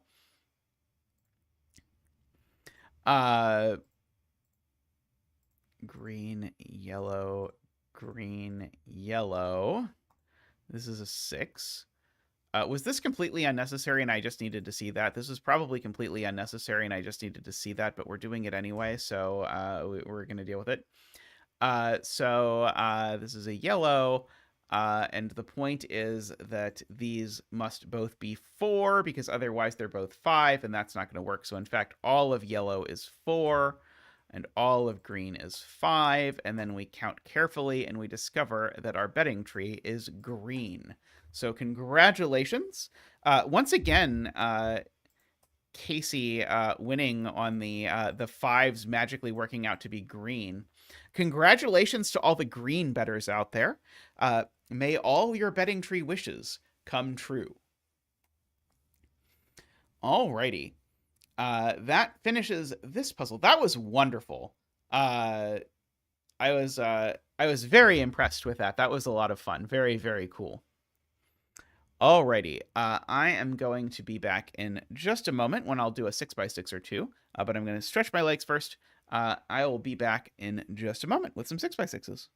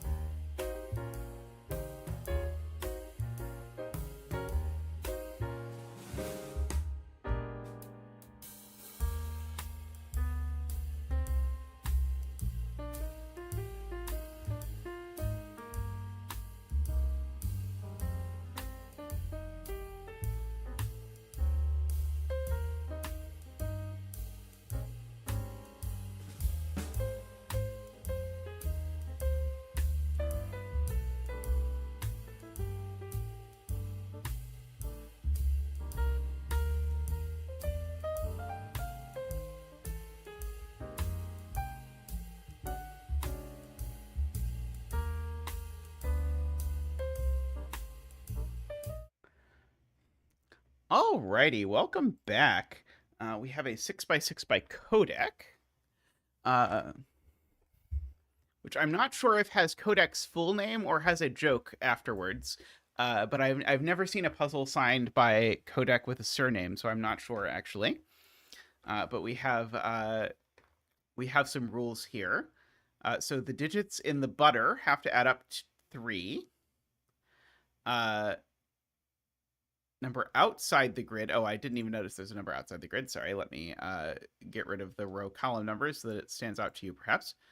Number outside the grid shows the sum of all digits between the 1 and the 6 in the indicated row. Good. And digits along the green cheese must have a difference of 3 or more. Is there green cheese? I don't think I'm aware of the existence of green cheese. So spoiler, this had better be a 1-2. Oh, I can shrink myself. Oh, I need to do more than shrink myself. I need to shrink myself and move. Oh, not that. There we go. To move that just a smidge over. There we go.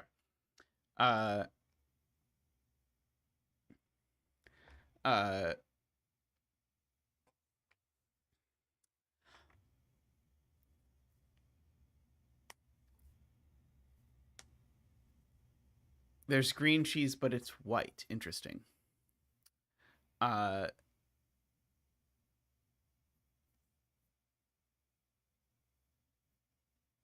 Okay, so one of the ends of this row must have a 3, because if you think about it, the number between 1 and 6 need to add to 11, whereas the whole row adds to 21. And so 21 minus 11 minus the 1 and the 7 gives you a 3. So one of these two digits is of necessity a 3. I'll go ahead and give them a bright orange coloring. Like that. I can go ahead and fill these in. These are 3, 4, 5.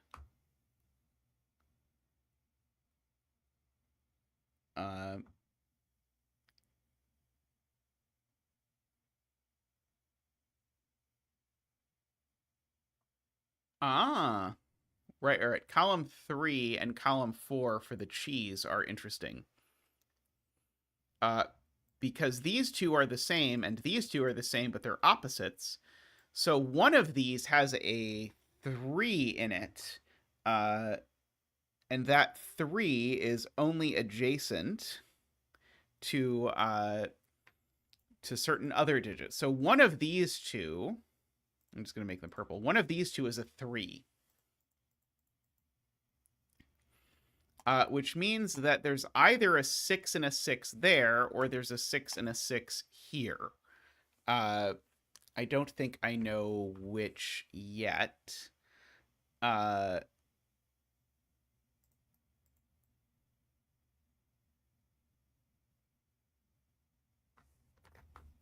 I do not think that I do.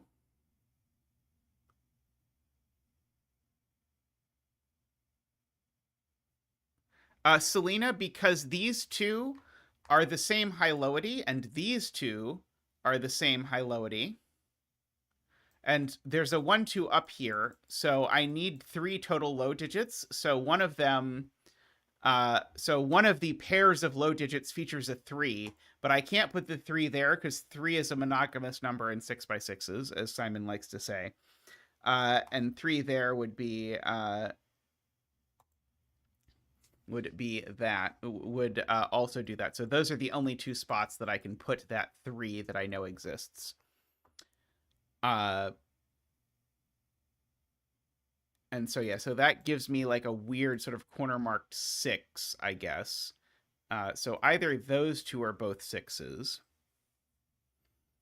or in the alternate universe, these two are both 6s. So I guess that does give me sort of those 6 corner marks like that, because those are the only 2 options for where they end up in the boxes, which I had not really appreciated and understood, I will admit.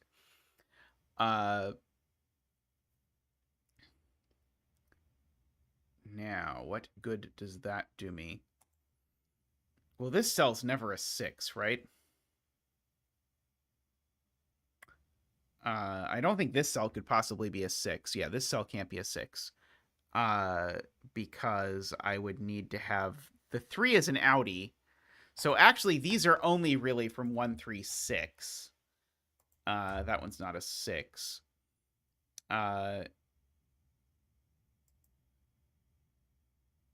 6 could go here, I think, but it certainly doesn't go here. So the 6 in this column only goes one of these two places, so I can make up another color to make a bizarre note. One of these two has to be 6. Interestingly, if this is 6, I can't make my 3 clue go 6, 3, 1 in that direction because it would break that cell. So it would have to go 6, 3, 1 in that direction. That doesn't work either. Because in the universe where this is 6...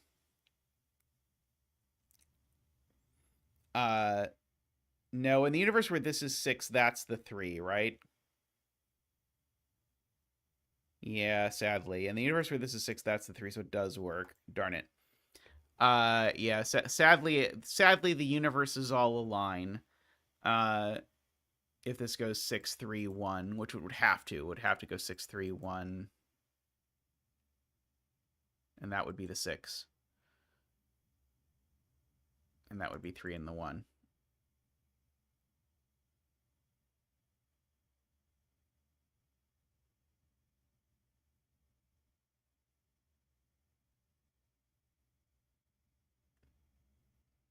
Does that mean this is not 6? Probably.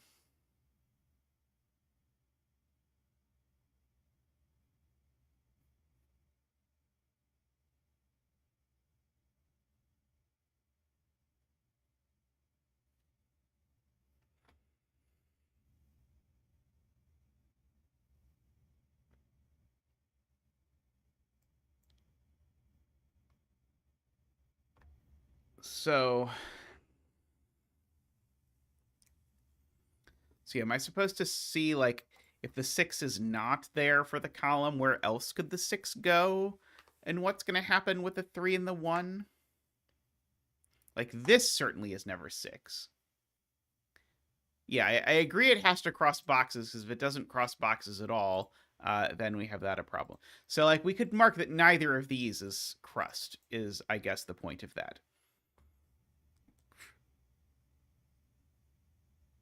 So I guess, therefore, these two cells are always from 1, 3, 6. Because of that, because the grid is so small. So this is always a 1, a 3, or a 6. Because we've got a sort of 3-cell sandwich like that. So that's a 1, a 3, or a 6.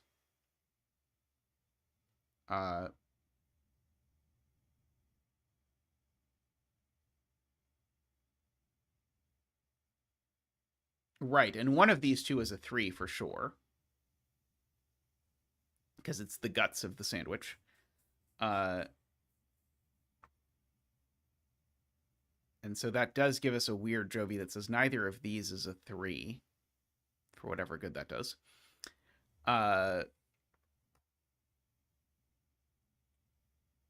Yeah, very weird aligned 3s. I agree with Heliopolis's assessment.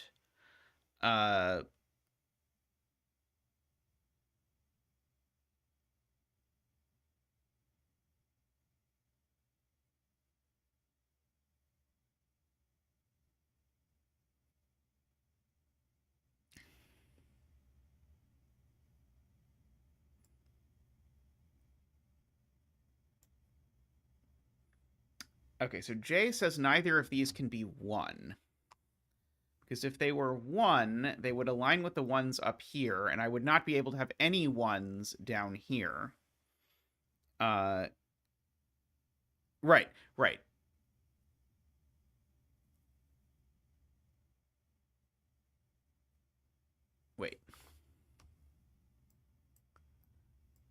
Isn't that just exactly the right number of things? Because I've got 2 lows in here.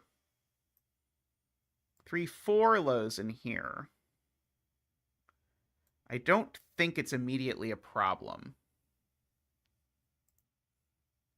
Uh,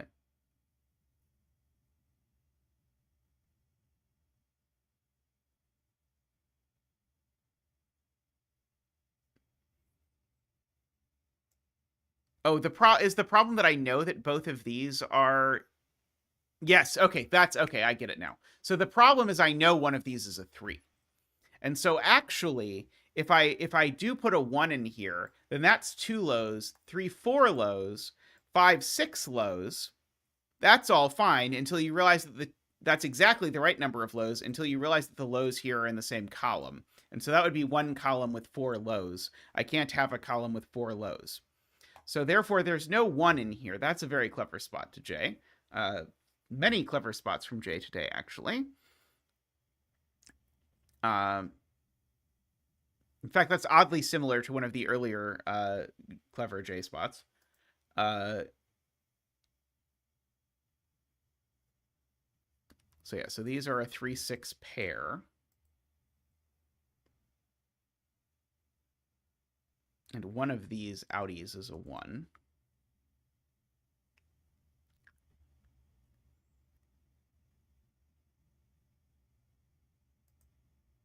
Right, and so this can't be the 1, points out Sarah, because if this is the 1, that's the 3, and that cell has no value. So that's the 1. And that's the 3 and the 6. And so that's the 6, and that's the 6, and that's the 3. This is a 1 or a 2. This is a 4 or a 5, and it can't be a 4.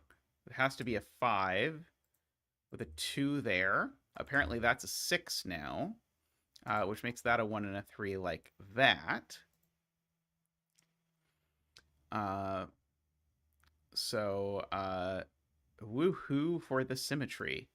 Let us dump pencil marks all over the rest of it. And look and see what it is what else we can see. Because it's got to be almost all Sudoku now. In fact, it must be literally all Sudoku, right? This is a 4 or a 5 because I've got a 1-2 pair in the column, and so that's the only spot for a 2, which makes that a 1 and a 2, makes that a 1. Means these aren't 1, so that's the 2 over here. That 4-5 pair makes that a 1. I might have to color 4 5s. Oh, that's a 4, so that's a 5. That might help. So that's a 4 and a 5, and a 4, and a 3 and a 4, and a 3 and a 5, and a 6 and a 2, and a 3 and a 1, and a 4, and a 5, and a 4, and a 5, and a 2. Excellent, excellent, excellent. That was really neat. It was well telegraphed what to look for, and then I sort of got a little bit stuck, but chat got me there sort of figuring out exactly what was happening. The fact that 1 couldn't go here because it would make this a 1-3, that was super cool. I liked that a lot. Alrighty, let us do one more of these, which is slightly terrifying looking. This is by MicroStudy. So scattered through the grid are forest cages, which can grow in one direction, but not required, stopping before they hit the river, the edge of the grid, or another forest cage. Cells that aren't part of the river must be part of one forest cage. Digits in a forest cage must sum to the given number. Cells separated by a black dot must have a 1-to-2 ratio. Not all dots are necessarily given. Okay, so if this forest cage grows, we have a problem because, oh, no, this forest cage could grow and it could be 2-4. That's fine. One of these 2 forest cages, though, grows for sure. Okay,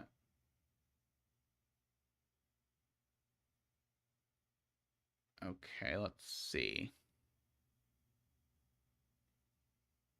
The 12 forest cage probably grows. That's a good one. Okay, so the 12 forest cage grows to at least size 3. So therefore, that's a 6. Therefore, this forest cage grows.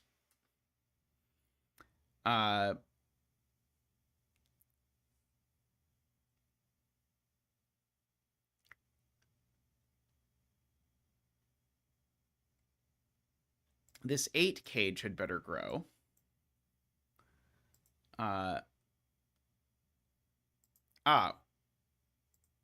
These can't... Maybe they could both grow, actually.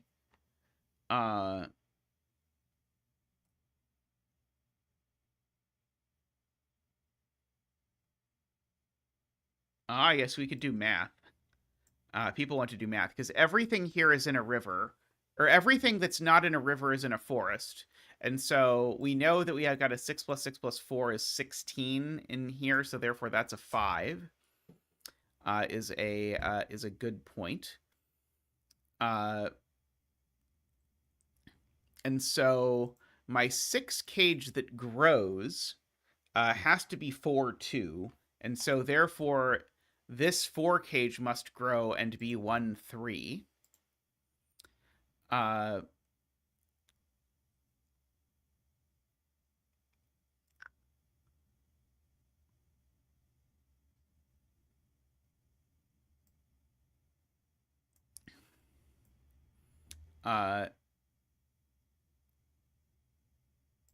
Right. If the 3 cage grows by roping, it puts the 2 cells that sum to 3 into the 12 cage. That's really clever.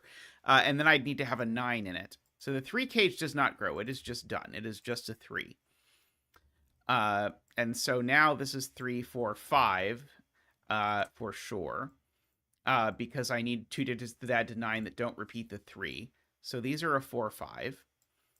These are 1, 2, 6. These are 1, 2, 6. That one's not the 6, apparently. So we've got all of that. Right. This one definitely grows. That's the point. This one definitely grows because it sees a 6. So if this one grows, this one doesn't, because there's not room for both of them to grow. And so that's a 3 and a 1, which means that that's the combo. And so this one grows and is a 2, 4, which makes that a 1 and a 2 and a 6. Good.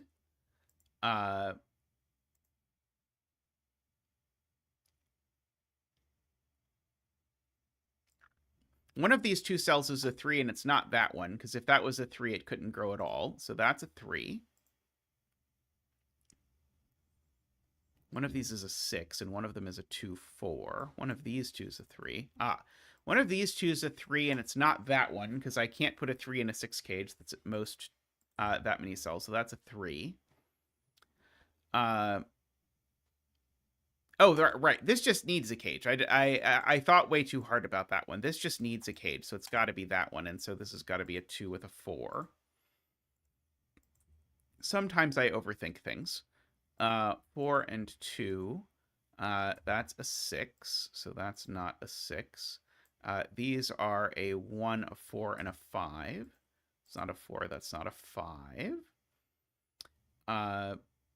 That's not a 4. This is a 3 or a 5, but it's not a 3, so it's a 5, and that's a 3, and that's a 4, and that's a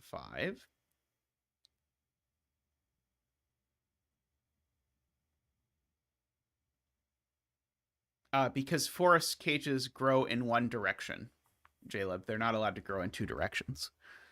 And in order to be a 1, 2, 3 cage, it would have to grow in 2 directions.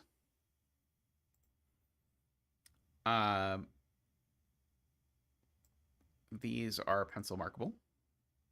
Oh, in fact, that one's a 1. So that's a 4 and a 3. So that's a 3 and a 2 and a 4. That is not a 4.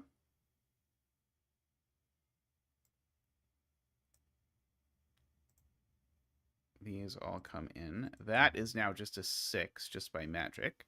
So now this cage grows, and these have to be a 1, 5 pair. So that's got to be the 1. That's got to be the 5. That's got to be the 2. 1, 5, 4. 6, 1, and 2. Voila.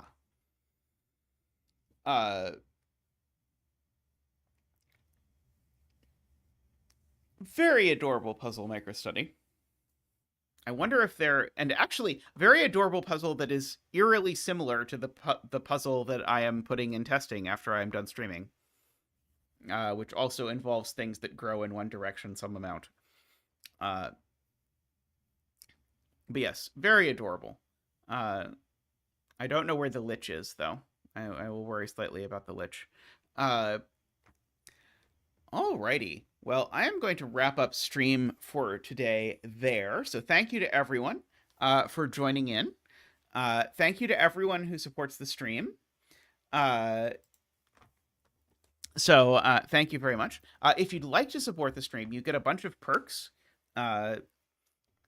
Those perks include, but are not limited to, things like the Zach emotes, access to the zetamath exclusive Discord.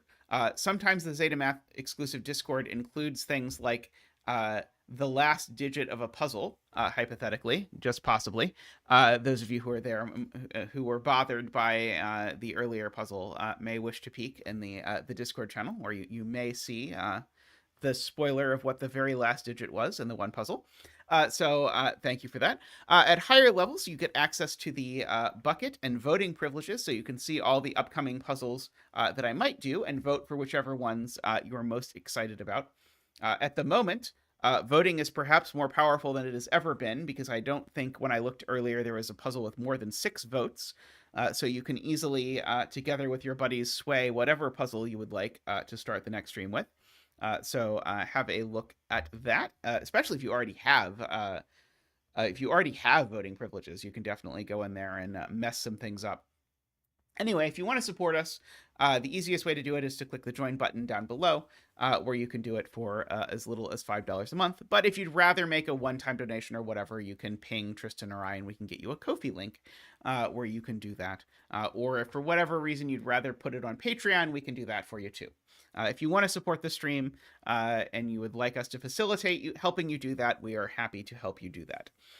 All right. Well, thank you to everyone so much for hanging out today. I had a lot of fun today with the assorted puzzles that we chose to do. I really liked this one, and I really liked the Math Pesto one that I can't show you without ruining my exclusive content. But thank you so much to everyone for all of the puzzles. Thank you for your support, moral, financial, and Sudoku logical, and otherwise. And I'll see you all very soon. Before I go, I will thank all the people who support at the top level, as I promise to do each stream, and succeed at with alarming frequency, greater than 50%, I'll say. Thanks to David, Nordy, Franco, Woofer, DDX, Daniel, Willie, Danita, and Nico. Thank you so much to all of you. Love to everyone. See you all real soon. Thanks for watching. Bye for now.